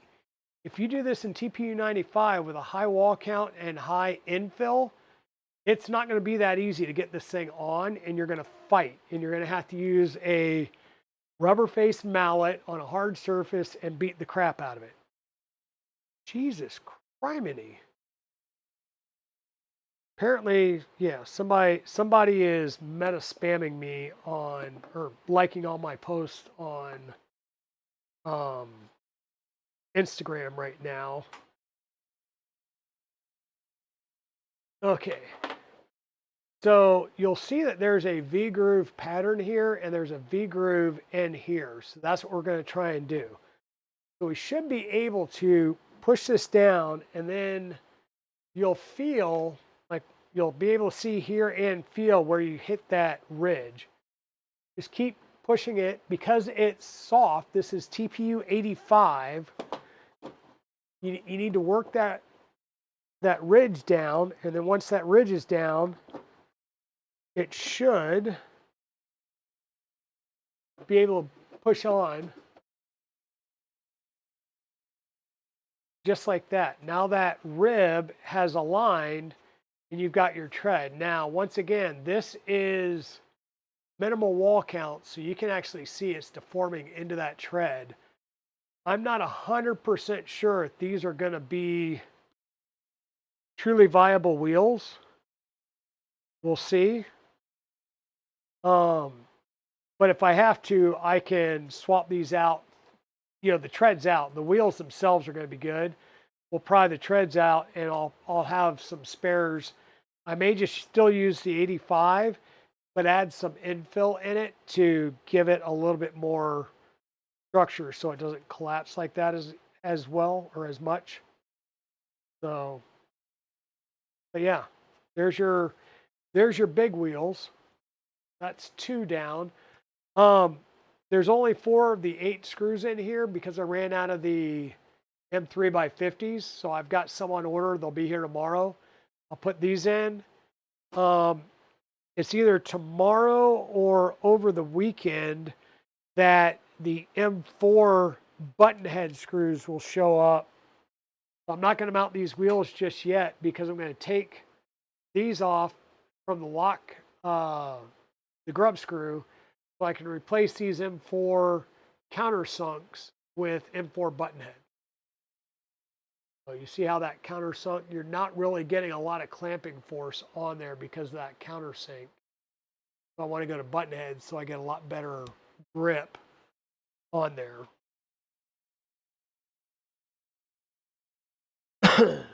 Okay, so we've got another set of wheels put together here. We can go ahead and continue to put the whole front end assembly together. Yeah, I mean, that's not, this side, the turnbuckles go in. Once again, the flat edge is to the outside, and the steering knuckle goes to the back. So the way your piece sits on there, the center hole is towards the rear to the servos. So that's where your linkage is going to be. So the center hole back is where your linkage bars are going to be. So this will mount on this way with the steering linkages back here. And once again, when we go to put this in, it's going to be M10,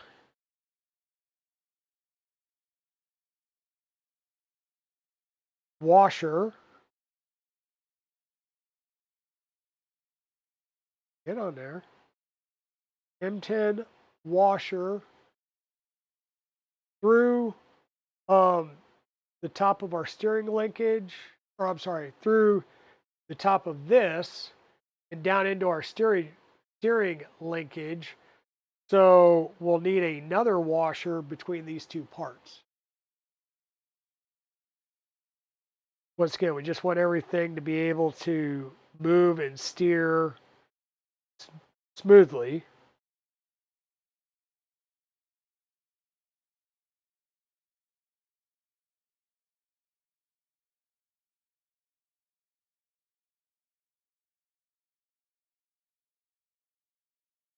And the other thing to be careful of is where this screw is coming in, it's going to be right in line with your axle screws. So you don't want it to be, this is the one place where you don't want like a full length screw going in because you'll bottom out on the other part.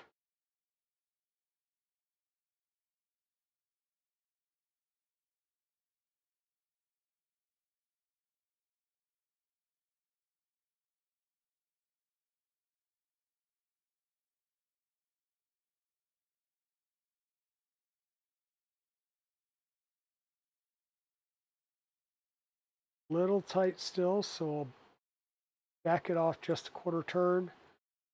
A little bit easier. The servo will hold it fairly good, so you don't have to worry about it too much, but you do want a decent steering linkage. You don't want it to be too sloppy. You don't want it to be too tight either.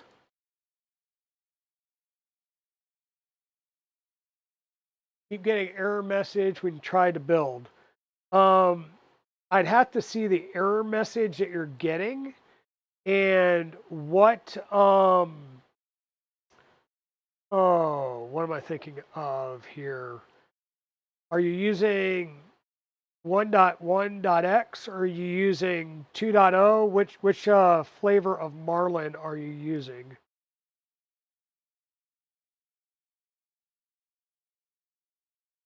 And make sure that you're declaring the right board as well.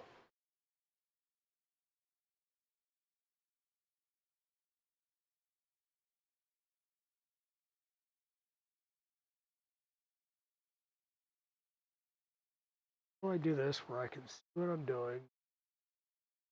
Are you all? Oft. Ofta.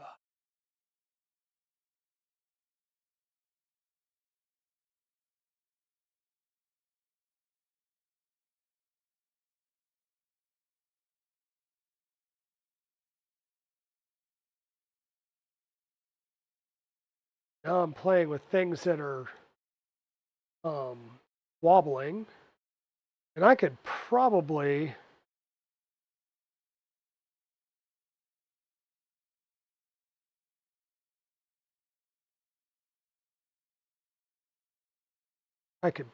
because this is a 10, I could probably up to a 12, maybe a 14.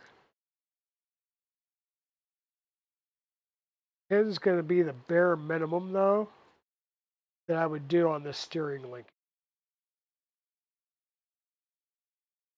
Break it in a little bit. There we go. Now once again we can do our back piece.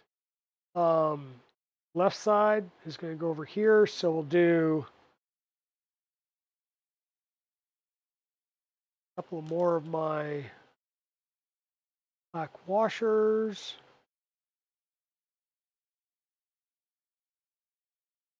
Come on, darn you. Here's I cut my nails today, and now it's like hell trying to pick things up.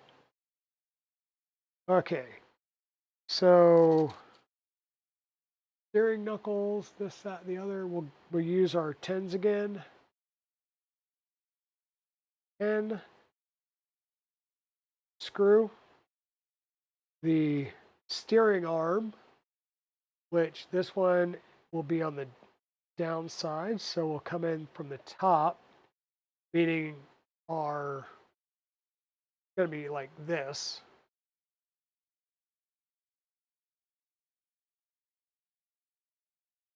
Get a few threads through. Put our other washer on.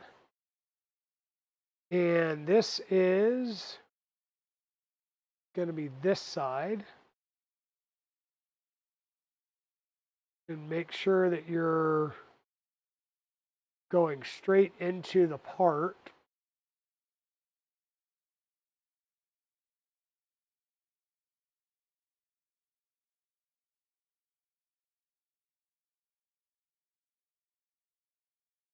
Applying a little bit of pressure when you're doing your initial couple of threads will get you going. And once you get in there, it should start going on its own.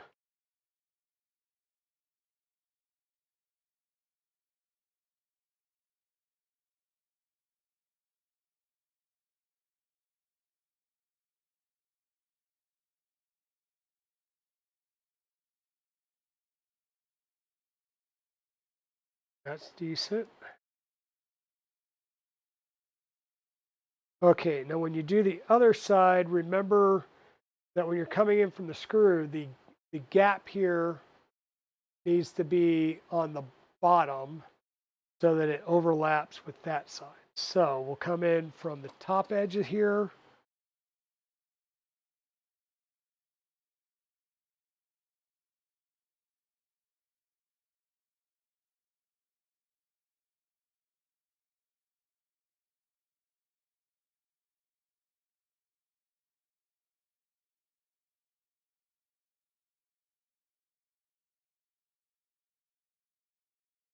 Changed the board already. A lot of error messages, and it's 2125. Okay.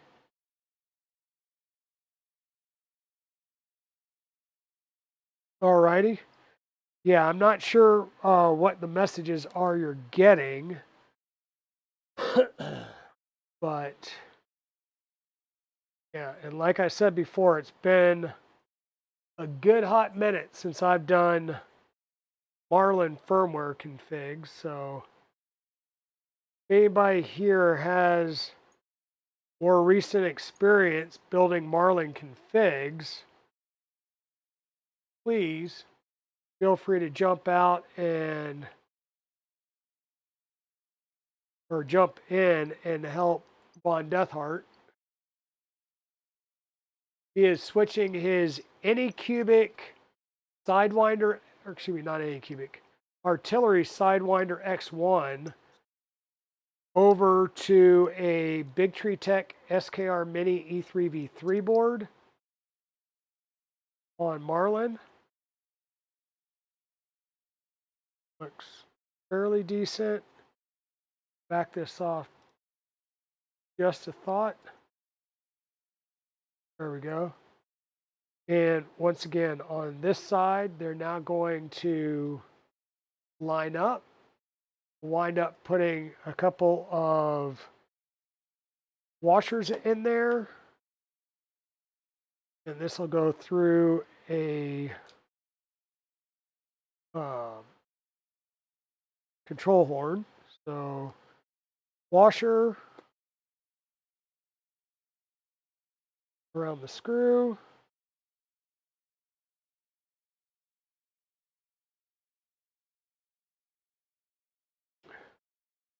So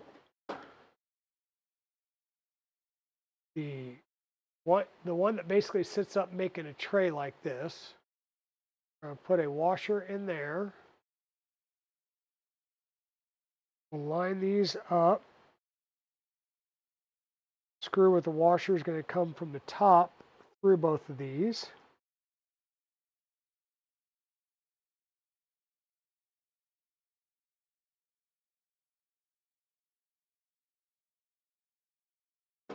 Got threaded through there.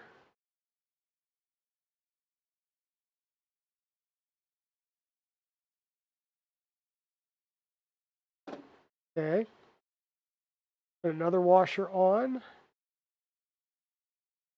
And then we'll need our control horn. Once again, the big end of the control horn with the shorter depression is the one that needs to be facing up. The deeper well depression there is the one that goes around the servo. So this is going to go in there like this.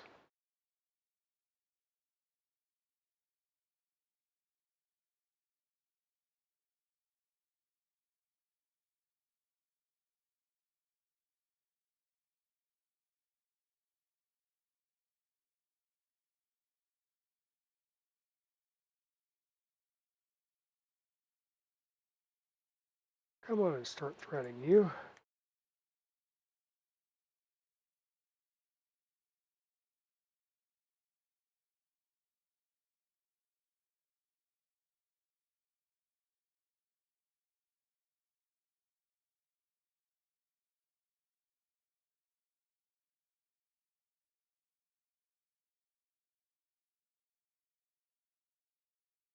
Okay, so that's going to be another control horn assembly.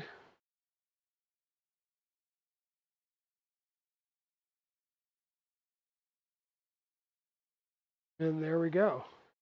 So we'll need to print wheels for this next one, but I can get that going while we're doing other stuff. On this this drag racer, like I said, we need to extend the wires here. Whoops. We need to extend the servo wire for the front control arm before I screw that down and do everything. But what we can do right now is join these two halves in a holy matrimony. Gently. I'm going to need some M3 by 12s screws to screw the side panels in. These are going to be our whatchamacallit, the countersunk screws, flathead screws, countersunk screws.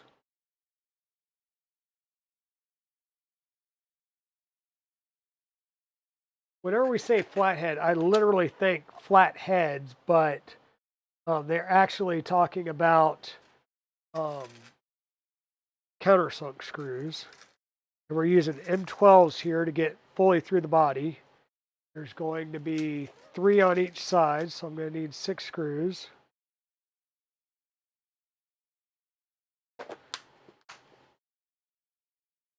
Get one of them, drop one on the ground or the bench. Ground would have been too easy. Where did it? Literally dropped on the bench, didn't it?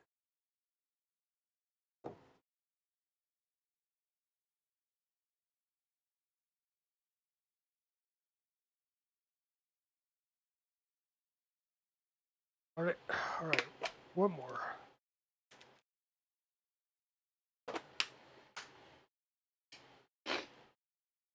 Get this screw ready to go because we're going to be dealing with the counterbalanced weight here as we work on this.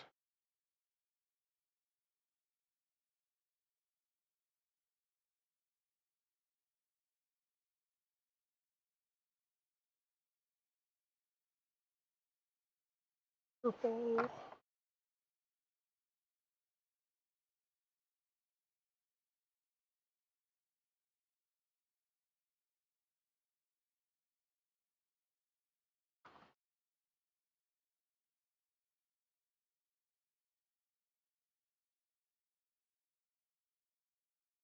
Hey, zombie, how's it going? Which keeps kicking you off? Uh-oh. I don't think, yeah, I'm not dropping frames on my end, so I think it's definitely just got to be Twitch being Twitch.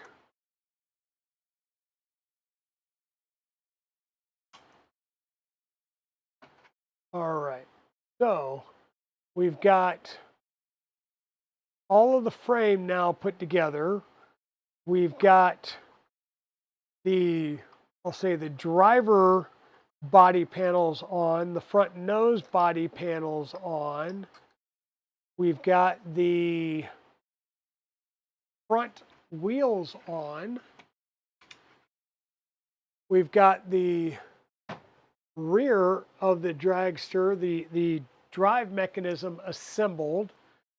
The wheels are assembled, but we're not installing them just yet because the goal is to replace the M4 countersunk screws that are holding our hub spacers on with button heads, which should be in this weekend, either tomorrow or Saturday. So we can do those. I'm starting to print parts for another drag racer that will go on display somewhere.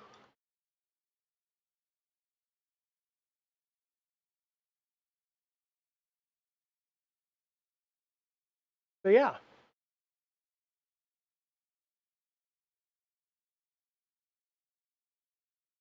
I would be surprised if somebody has not already done that mod that can help you out, Von Deathheart.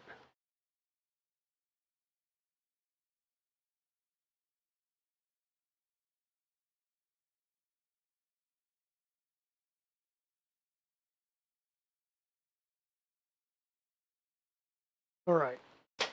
So, zombie. I did PETG-rCF wheels, hubs, and the tires on this one are 85A Seriatech. They do have some give, so I'm going to have to see. I may have a couple of spares printed just in case these shred off. They were a lot easier to get on than the ones on mine, and I know mine are going nowhere because they're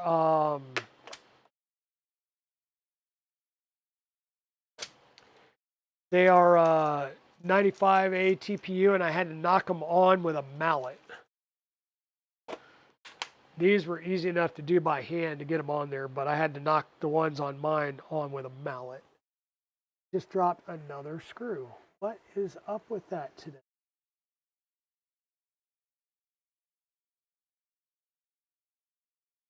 Oi. So I've got another full set of wheels here that I've been prepping. My goal, once again, is to have basically an entire separate chassis that we can slap on to either one of our dragsters if we break something.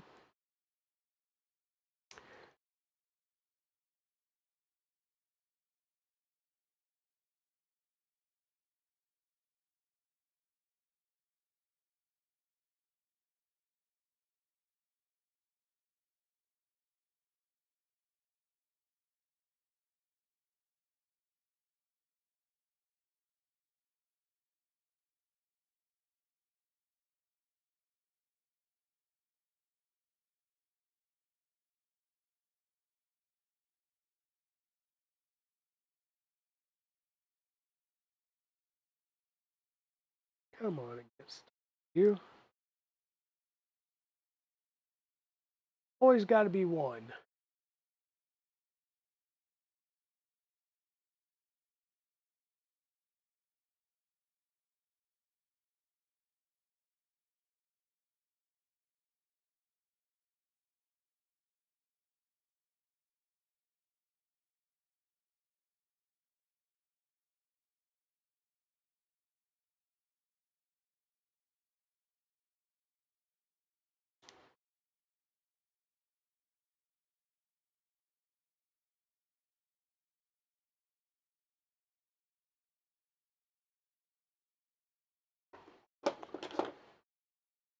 Like I said, there is a new shirt online now. It's something that me and Liz talk about a lot.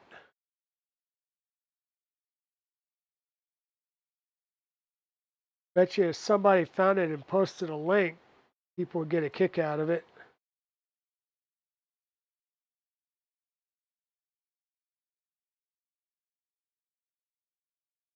Here are things. We're going to have a bunch of merch at the show. I'm not going to be selling anything at the show, but I will have merch to show off. And if anybody is interested, there will be a link to my fourth wall so they can order it, and it should probably be at their house shortly, after they get home. Show. Most of the time, it's under a week before you get your stuff from them.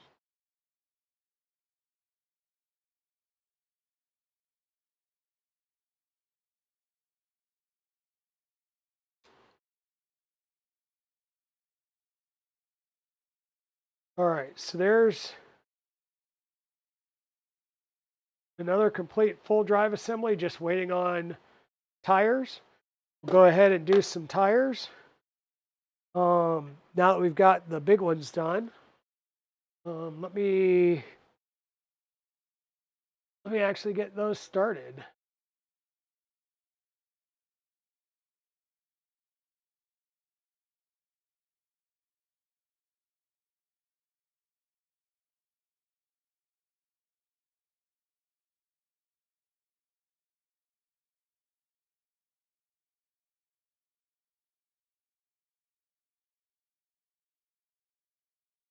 Oh.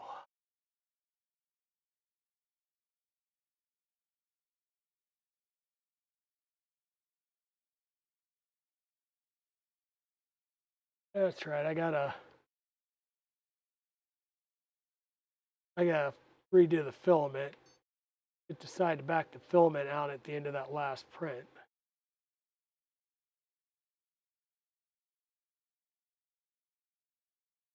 So we'll get that fixed up, and then we'll start working on some new tires for this piece here. Let me go ahead and put these up before I make a mess. 16 millimeter, 10, 6. Using Zombie's, Screwfinity unit. Put that together. And let me go to the main widescreen. This is where we are at so far, and this damn thing is tracking me again, isn't it? Why?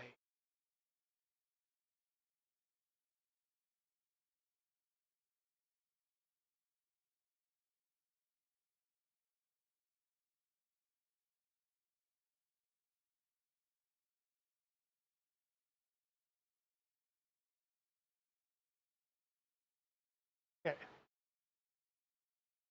There we are. I've got the panels ready to go on here. I just need to do the wiring inside before we do that. So I'm going to set this off to the side for now. I'll try not to knock that over because that would be a sad day. We put these up. We need to do some wiring for our ESC controller. Once again, our battery uses an XT60 connector. The power for this one is a different style, so we have to either cut and fix the battery or cut and fix this side. Since this has juice in the battery, I would prefer not to be soldering on this one. We'll cut this one and replace this one with an XT60. Always seems to be a lot smarter thing to me.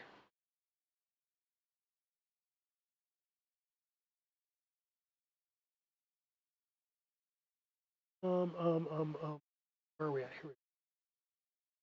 Now the XT60s can be a royal, and I do mean royal, pain in the butt to solder up. So I'll give it a shot, but know that I might just say the hell with it and do it later on off stream.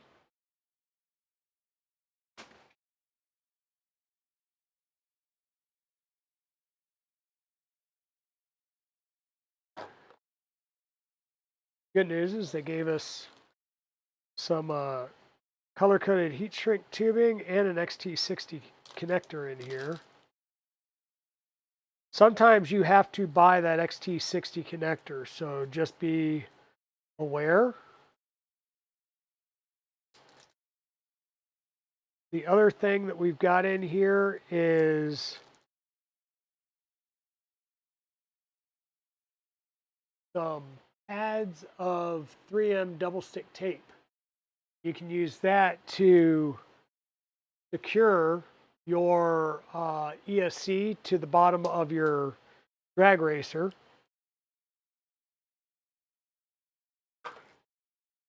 Let me get these things here ready.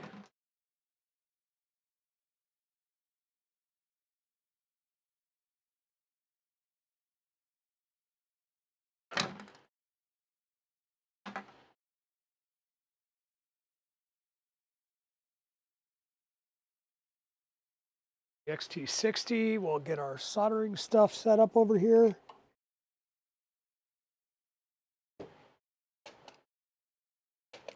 And when you're doing your XT60s, a lot of solder, some flux can also help matters out. Make sure you know which side your wires are going on.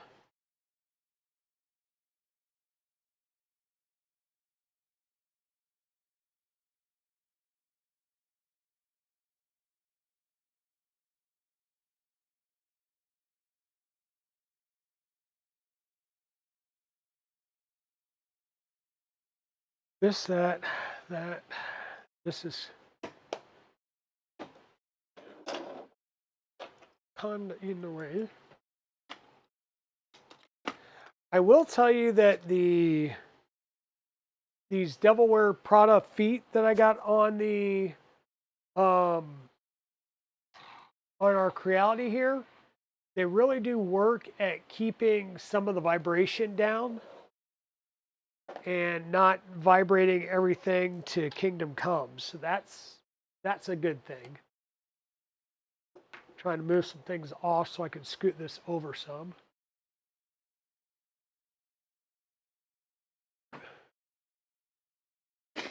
I should enable merge alerts. I most certainly should. I need to do that. Thank you for the follow, Affixi. And yes, that is something I do need to do. Have you tried the hula feet? I have not tried the hula feet. So on the Creality, they the Doubleware Prada gives it a wider stance. So the Creality is not as wide as the Bamboo. So it's skinnier and taller. So these feet stick out some to like out here and give it a wider stance. Now the other thing that people have been doing, because these are kind of hollowed out feet, I see people that are putting them out in TPU and making them more solid so that they're a little bit more squishy. And did I miss load filament flex? Start feed in.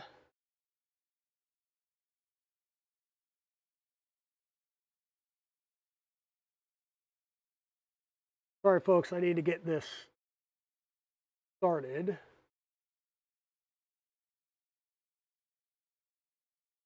Make sure that we're pushing filament, which we are.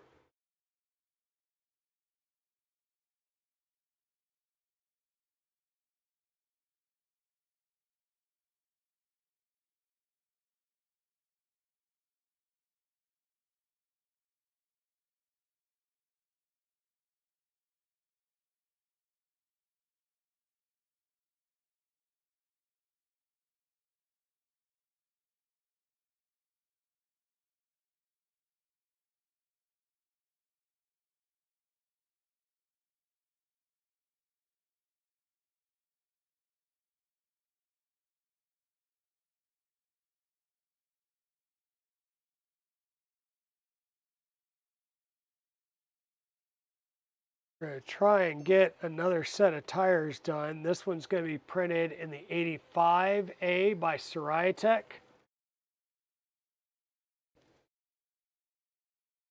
Which does require me to unroll some of that filament. If it starts pulling too much, it will cause issues with the print.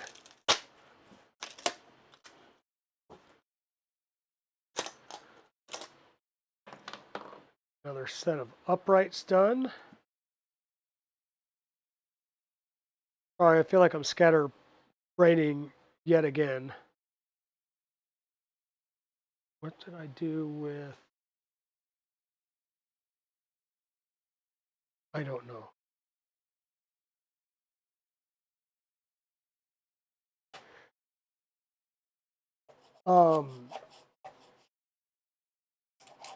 Yeah, I'm going to try and clean these skirts off of this bed here. We can also get another print started over here on the Creality so we can continue our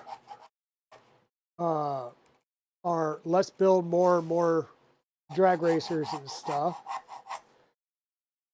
In essence, what this is going to give me is a second frame in case we bust one on one of the days, because this frame is a carbon fiber PETG and the frame on mine is carbon fiber PLA. So this way, if I do bust a frame, most likely it would be mine, not the one we just built for KB3D. So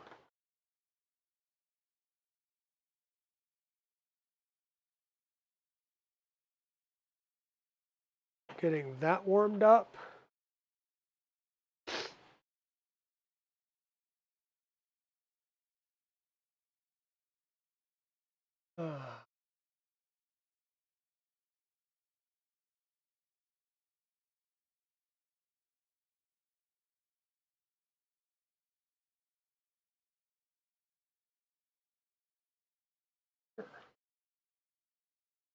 We'll do that one.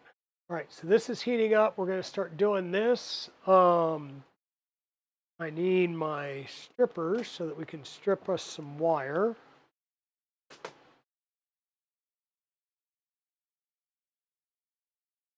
Spilled your coffee. Uh-oh. Pez Liz. Thank you for the lurk.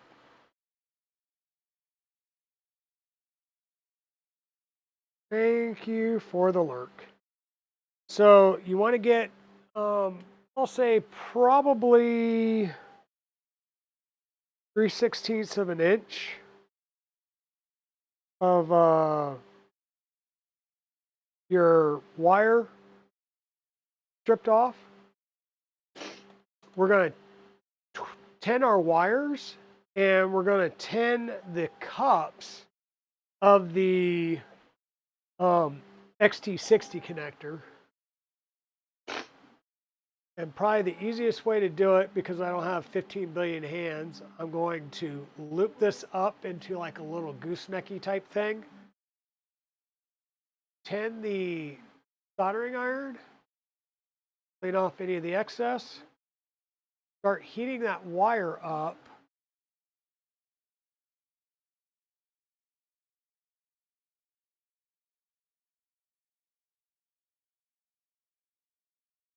Then hit your solder and feed that solder into the wire.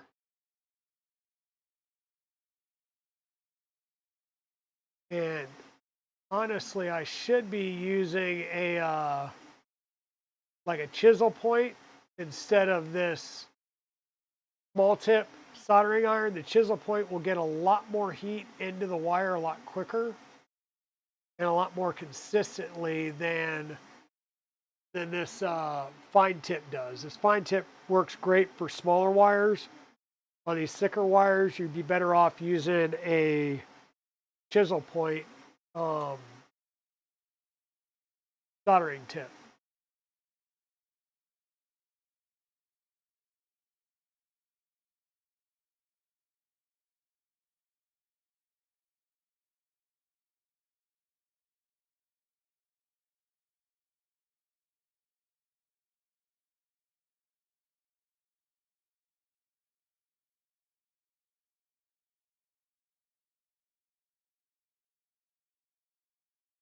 And those wires, try not to get the heat down here to where you start melting your heat shrink or shrinking it.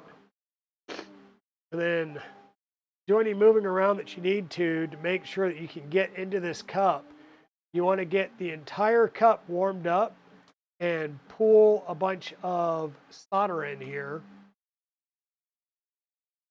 Make sure you get a good connection.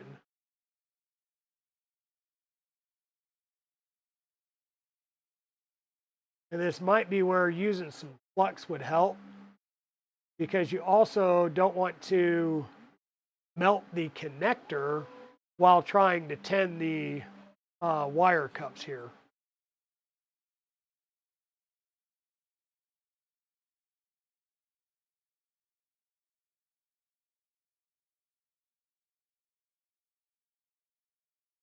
You're going to see me kind of move my soldering iron around. I want to get solder on all of the wall surfaces, because we can put our wires in here and get a good connection, but we need to have solder for a good connection.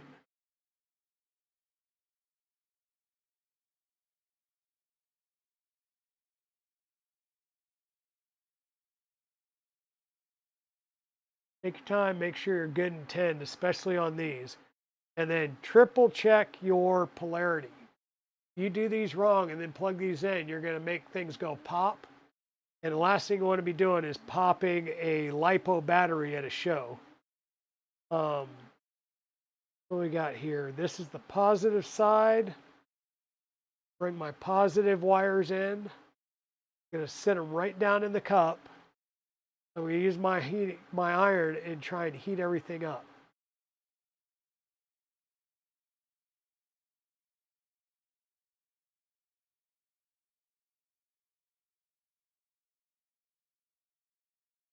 Trying to heat up the existing solder that's on the wire and the cup.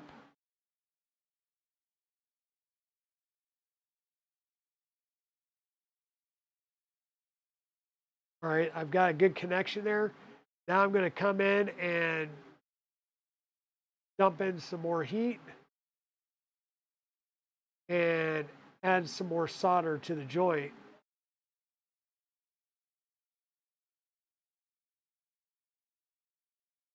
No, not desolder. Add more solder.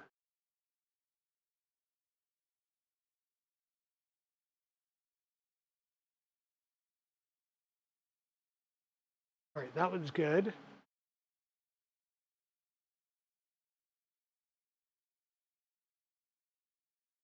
Flip things around so we can get to our negative pole.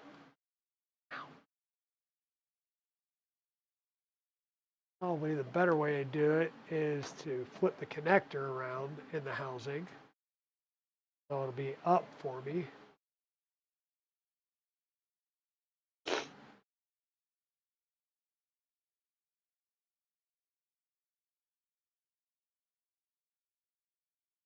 Back, good. So once again, I'm gonna kind of heat the cup up, heat the wire up, try and get everything warm again.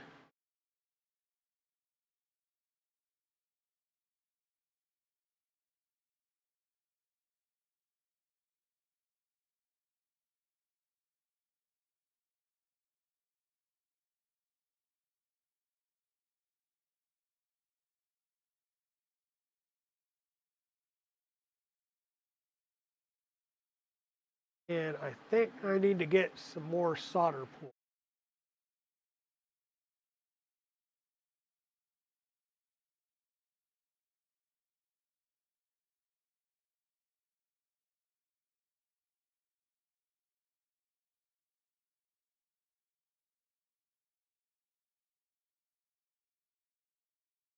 Heat up that wire. This is the problem. It's a thicker wire, and with the chisel point, I'd be able to get a lot more surface contact on the wire and the cup. And right now, what I'm trying to do is heat up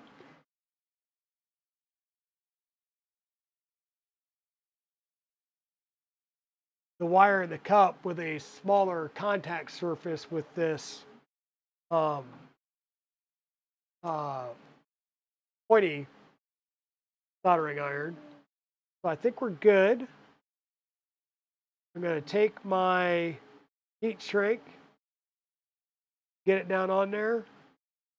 As we shrink, I'll try and push it in so we get in around the connectors, and this will be done.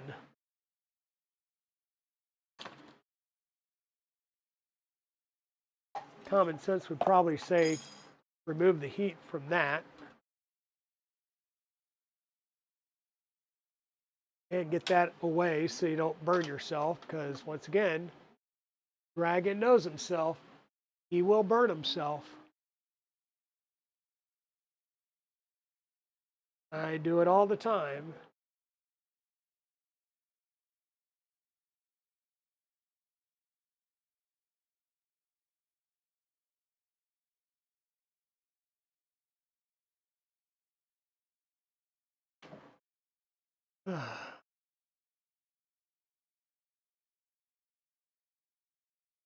Okay, plug this in. Like I said, we'll apply a little bit of heat, get these pushed on, get them broke down.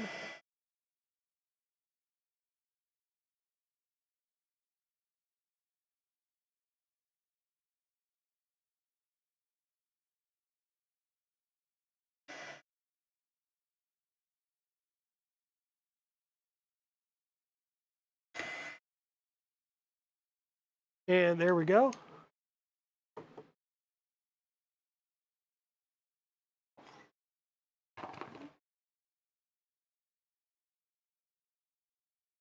So we've got the wires done up now with our XT60, positive red, negative black. We can get our soldering plate put away along with our solder so it's out of our way.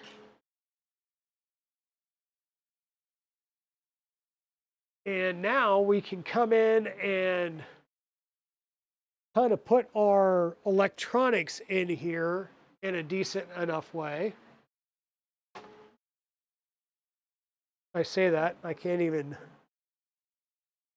see the electronics when I put them up there like that. All right, standing dragon. So we're going to have our connectors going to our DC motor. Yellow and red are together, blue and black are together. So yellow is our hot. That'll go to our red. Make sure those are connected good. Blue is our cold. That will connect to our black. Make sure those connections are good. We'll have our other connector here for our battery, which will sit in this general vicinity. What did I do with the battery? It's over there. So the battery pack, we're going to nestle down in here somewhere.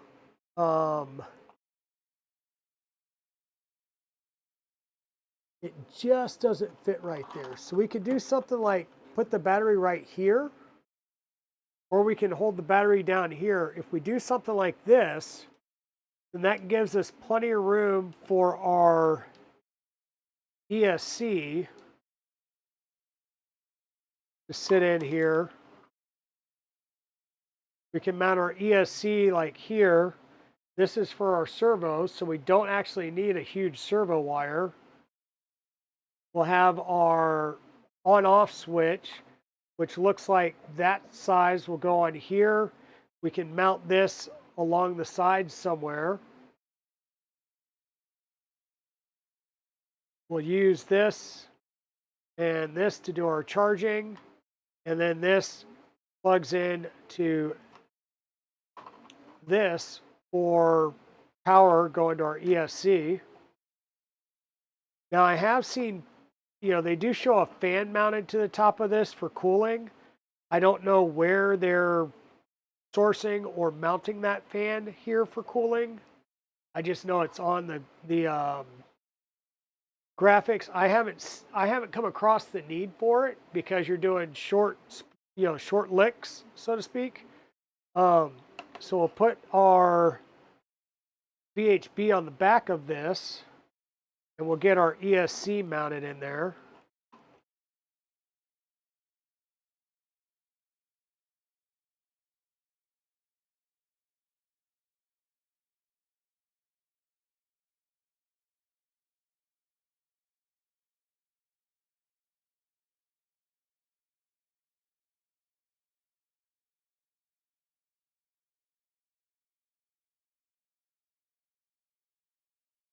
And once again, the thing to remember is there's a lid that comes up here, and then you've got your top lid. So if you're going to do your power switch right up against the edge there, just make sure that you can reach in and get to it. I've just left mine flopping around. Come on, you.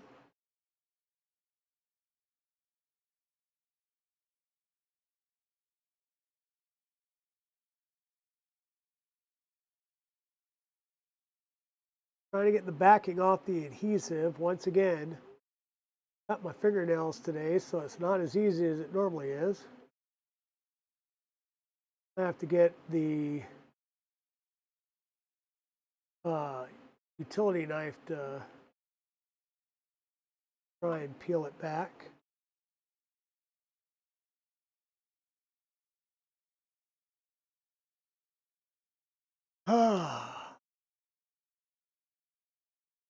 Hey, Pete, how's it going?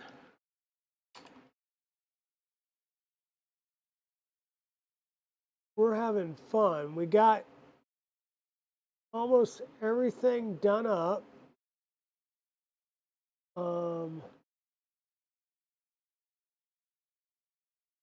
Oh, and I was just thinking we could set the battery here, but if we set the battery here and we do need to take it out between runs, we cannot leave this in. We cannot charge it in the vehicle. That means we have to take at least one of the panels off to get to it.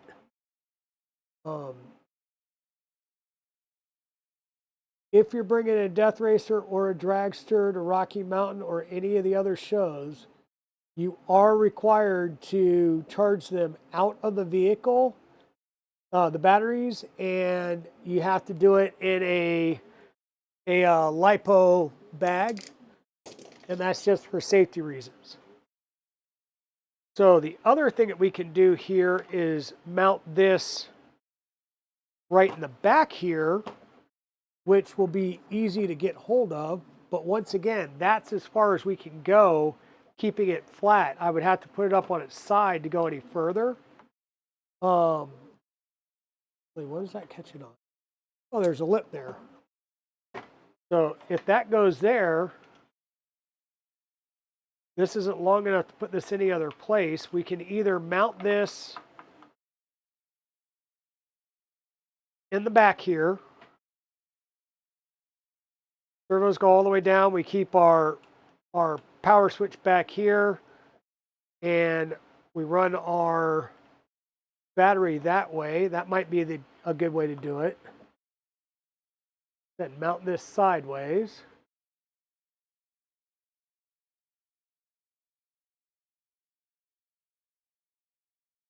Just like that.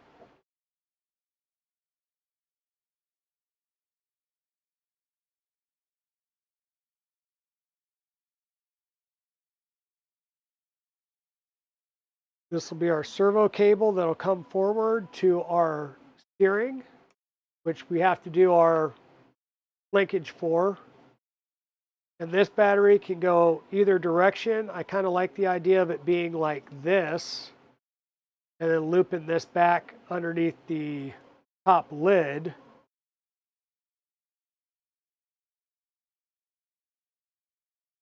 Provided the,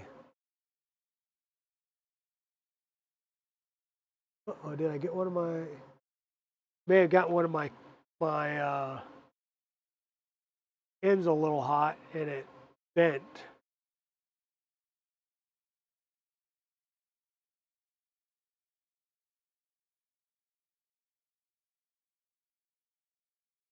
There we go. So battery would be connected there. You can tuck that in. We can bring these wires and tuck them in as well.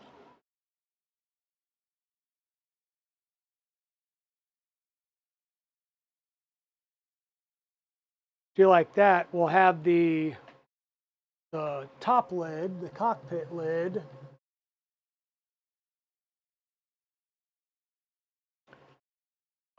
that will sit right there. Covers most of the wiring up. We'll have a spot we can put our little on-off switch. VHB tape it right there. We're able to turn it on and off and give it the juice.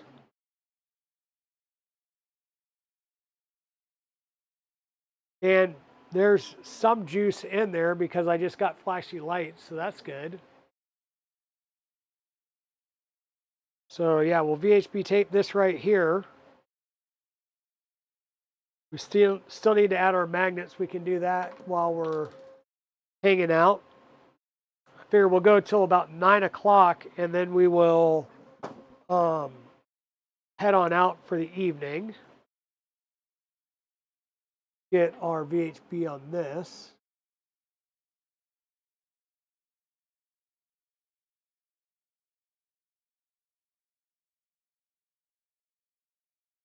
Hey Adam, how's it going? Hope you're doing well today.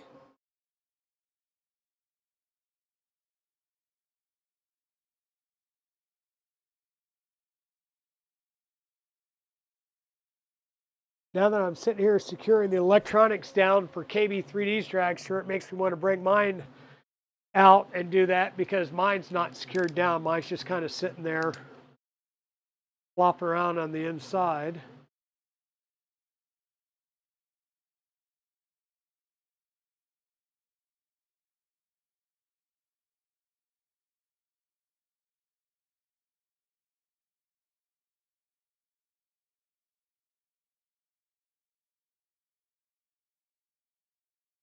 Now I know what we used to do with airplane batteries is we'd pack them around with some soft foam.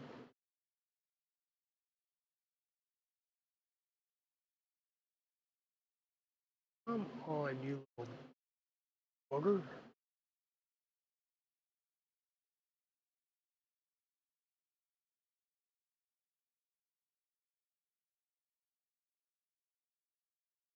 There we go.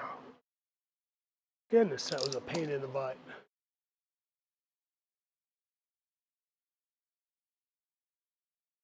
And this is just going to be, inverted down here on the side.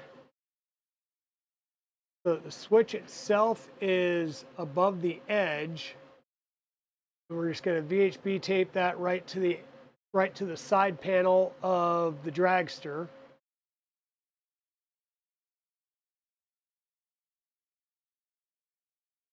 Like that. So there's our on-off switch. There's our ESC. Plugs into the battery. With one piece, we can take this off. We undo the battery. We pull the battery pack and charge it. And that way, we're fully compliant with the rules of the event. So, yeah. That's about as far as we can go tonight because I'm waiting on the extension cables so I can cut the extension cable link between the ESC receiver and the front steering linkage. Once we get that plugged in and that front servo centers itself, we can then put the screw down in our steering. And that'll be good, and we can get this as straight as possible manually before we have to get in and tweak it. Like, you will have to run this to see if it's got any steering drift to it, and then update your direct steering in your controller. Whoops. Wire got in the way of that. Come here.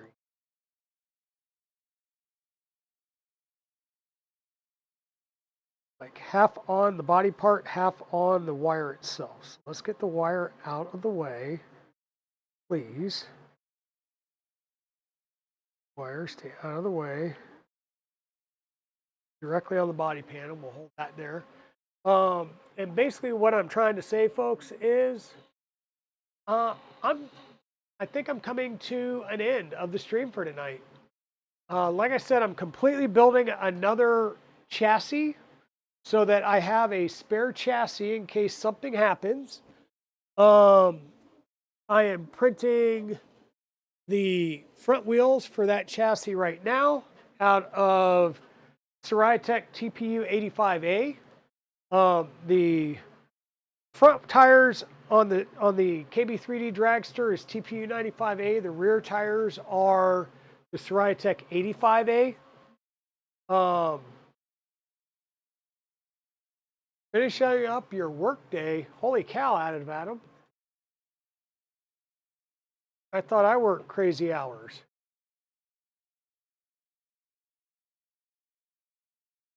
I don't work that crazy of hours anymore. So yeah, we've been printing all of our parts here in, pull this down, get this moved over, in Fiberon PETG carbon fiber. It's the recycled carbon fiber Fiberon filament. It's beautiful. It prints beautiful. It gives you that really nice matte finish like most of your carbon fiber filaments do. And it's definitely a strong material that I think has worked very, very well for this build. The body panels, the outer body panels are straight PETG.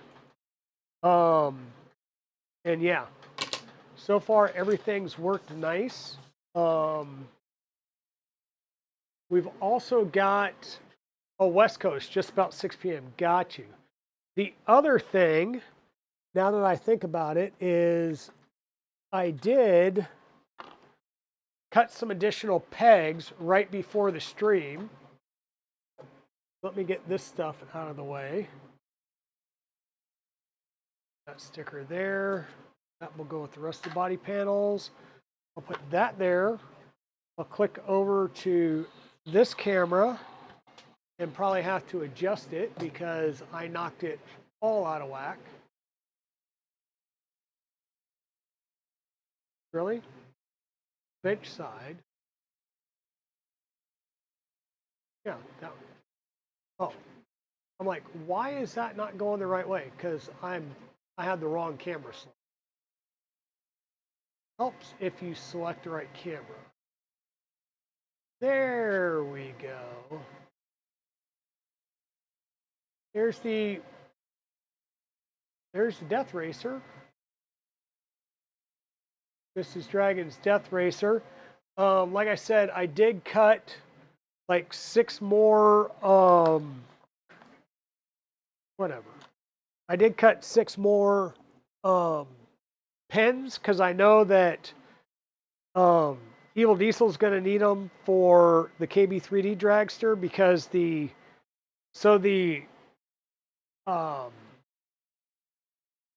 whatchamacallem, the Big Tree Tech kits are about 4 or 5 pins short. So you may have to get some 3mm rod and cut your own. Basically what I did was I took my rod, I laid it right there, I made a mark and then cut the mark. And there's 2 ways that you can do this. You can take your treads and wrap it around and make one big continuous loop, and then basically you're unbolting one of the tires and feeding it through the loop and then putting it in. Or you can do like what I'm getting ready to do here, which is get your belt on there, stretch it out, take your pin and start running your pin in. It should go in without a hitch. But if you need to, you can grab your mallet, or in this case, a hammer. You are going to be hitting a pin, so don't use a rubber mallet. All you're going to do is bust your rubber mallet, get that lined up, tap, tap, tap. Make sure that the pin stays lined up as you're tapping it through.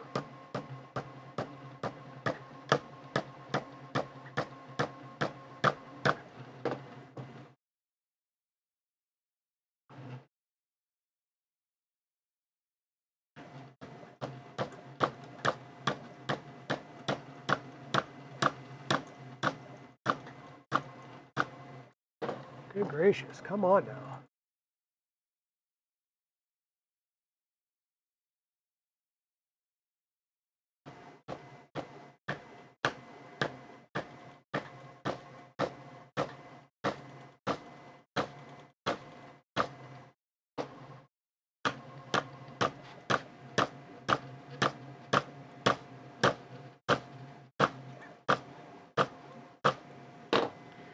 And there we go. We've now got both treads on the Death Racer.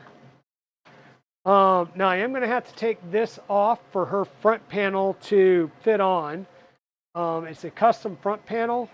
We do have some vent holes in the front. It's just this piece right here is ramming into the fan. So I'd either have to cut this out or ask Evil Diesel to cut this out. The problem is with the way that this is, then that gets really, really flimsy.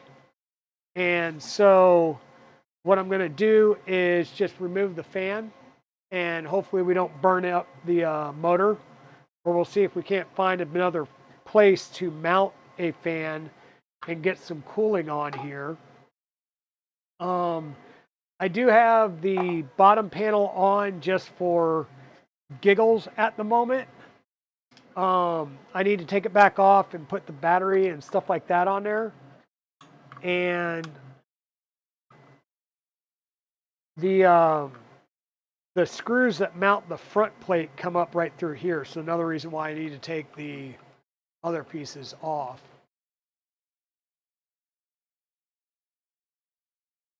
Lucky we have a whole extra month. It all seems like a lot of work. Oh, yeah. Yeah, that would be why I went into panic mode last week when I looked at the calendar and realized that I've got 14 days to get things done. And some of this was committed to at 3D Printtopia last year. So the KB3D work was committed to last year. So in my eyes, there's no way that that cannot get done. And this Death Racer is Mrs. Dragon's. So we've committed to trying to get it done. And that front piece being gray, I'm going to have to, of course, spray paint it and then paint it by hand to get it into a proper looking faceplate for a drag racer or a death racer, sorry. So yeah, but this piece,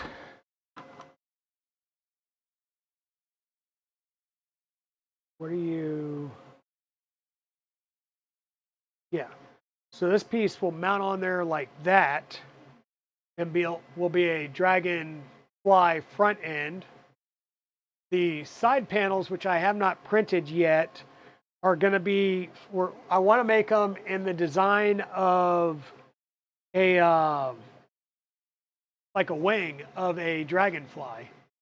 And where the veining goes, it's either the veining is going to be black and the main wing is going to be Capricorn Firefly, either blue or purple.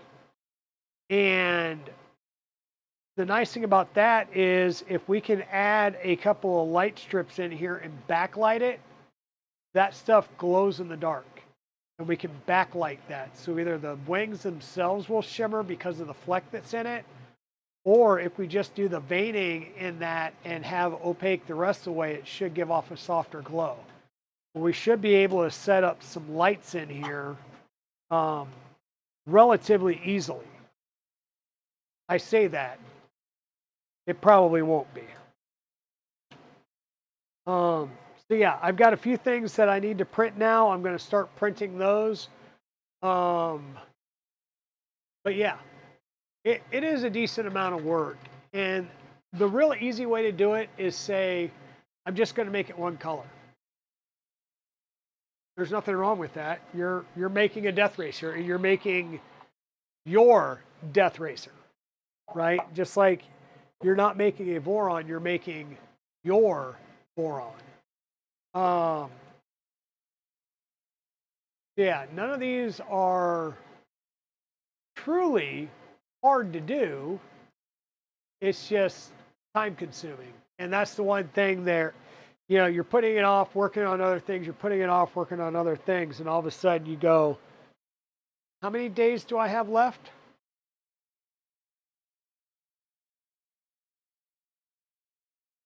And then you turn into me and you just start freaking out.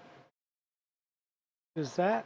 Oh, look at that. That's like a purpose-built carrier for that. I can't remember what this came in. I think this was a, what came in this box?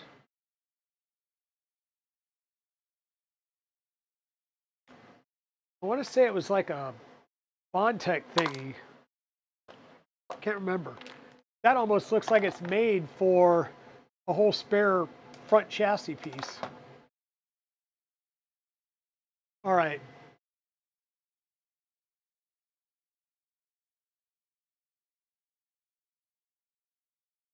Yeah, I get you. Like I want to do a Delta as well, and I keep thinking about like the Doron Delta. And I'm not panicking, you're panicking. Exactly. Correct. I will panic for all of us. But yes, no, I am panicking. I am panicking. See, I'm thinking I can put things like, because I have a shortage of like KB3D stickers, right? So I've got all kinds of KB3D stickers that I can throw on their body panels right now. And I'm going to try, like I was trying to keep from it being all black.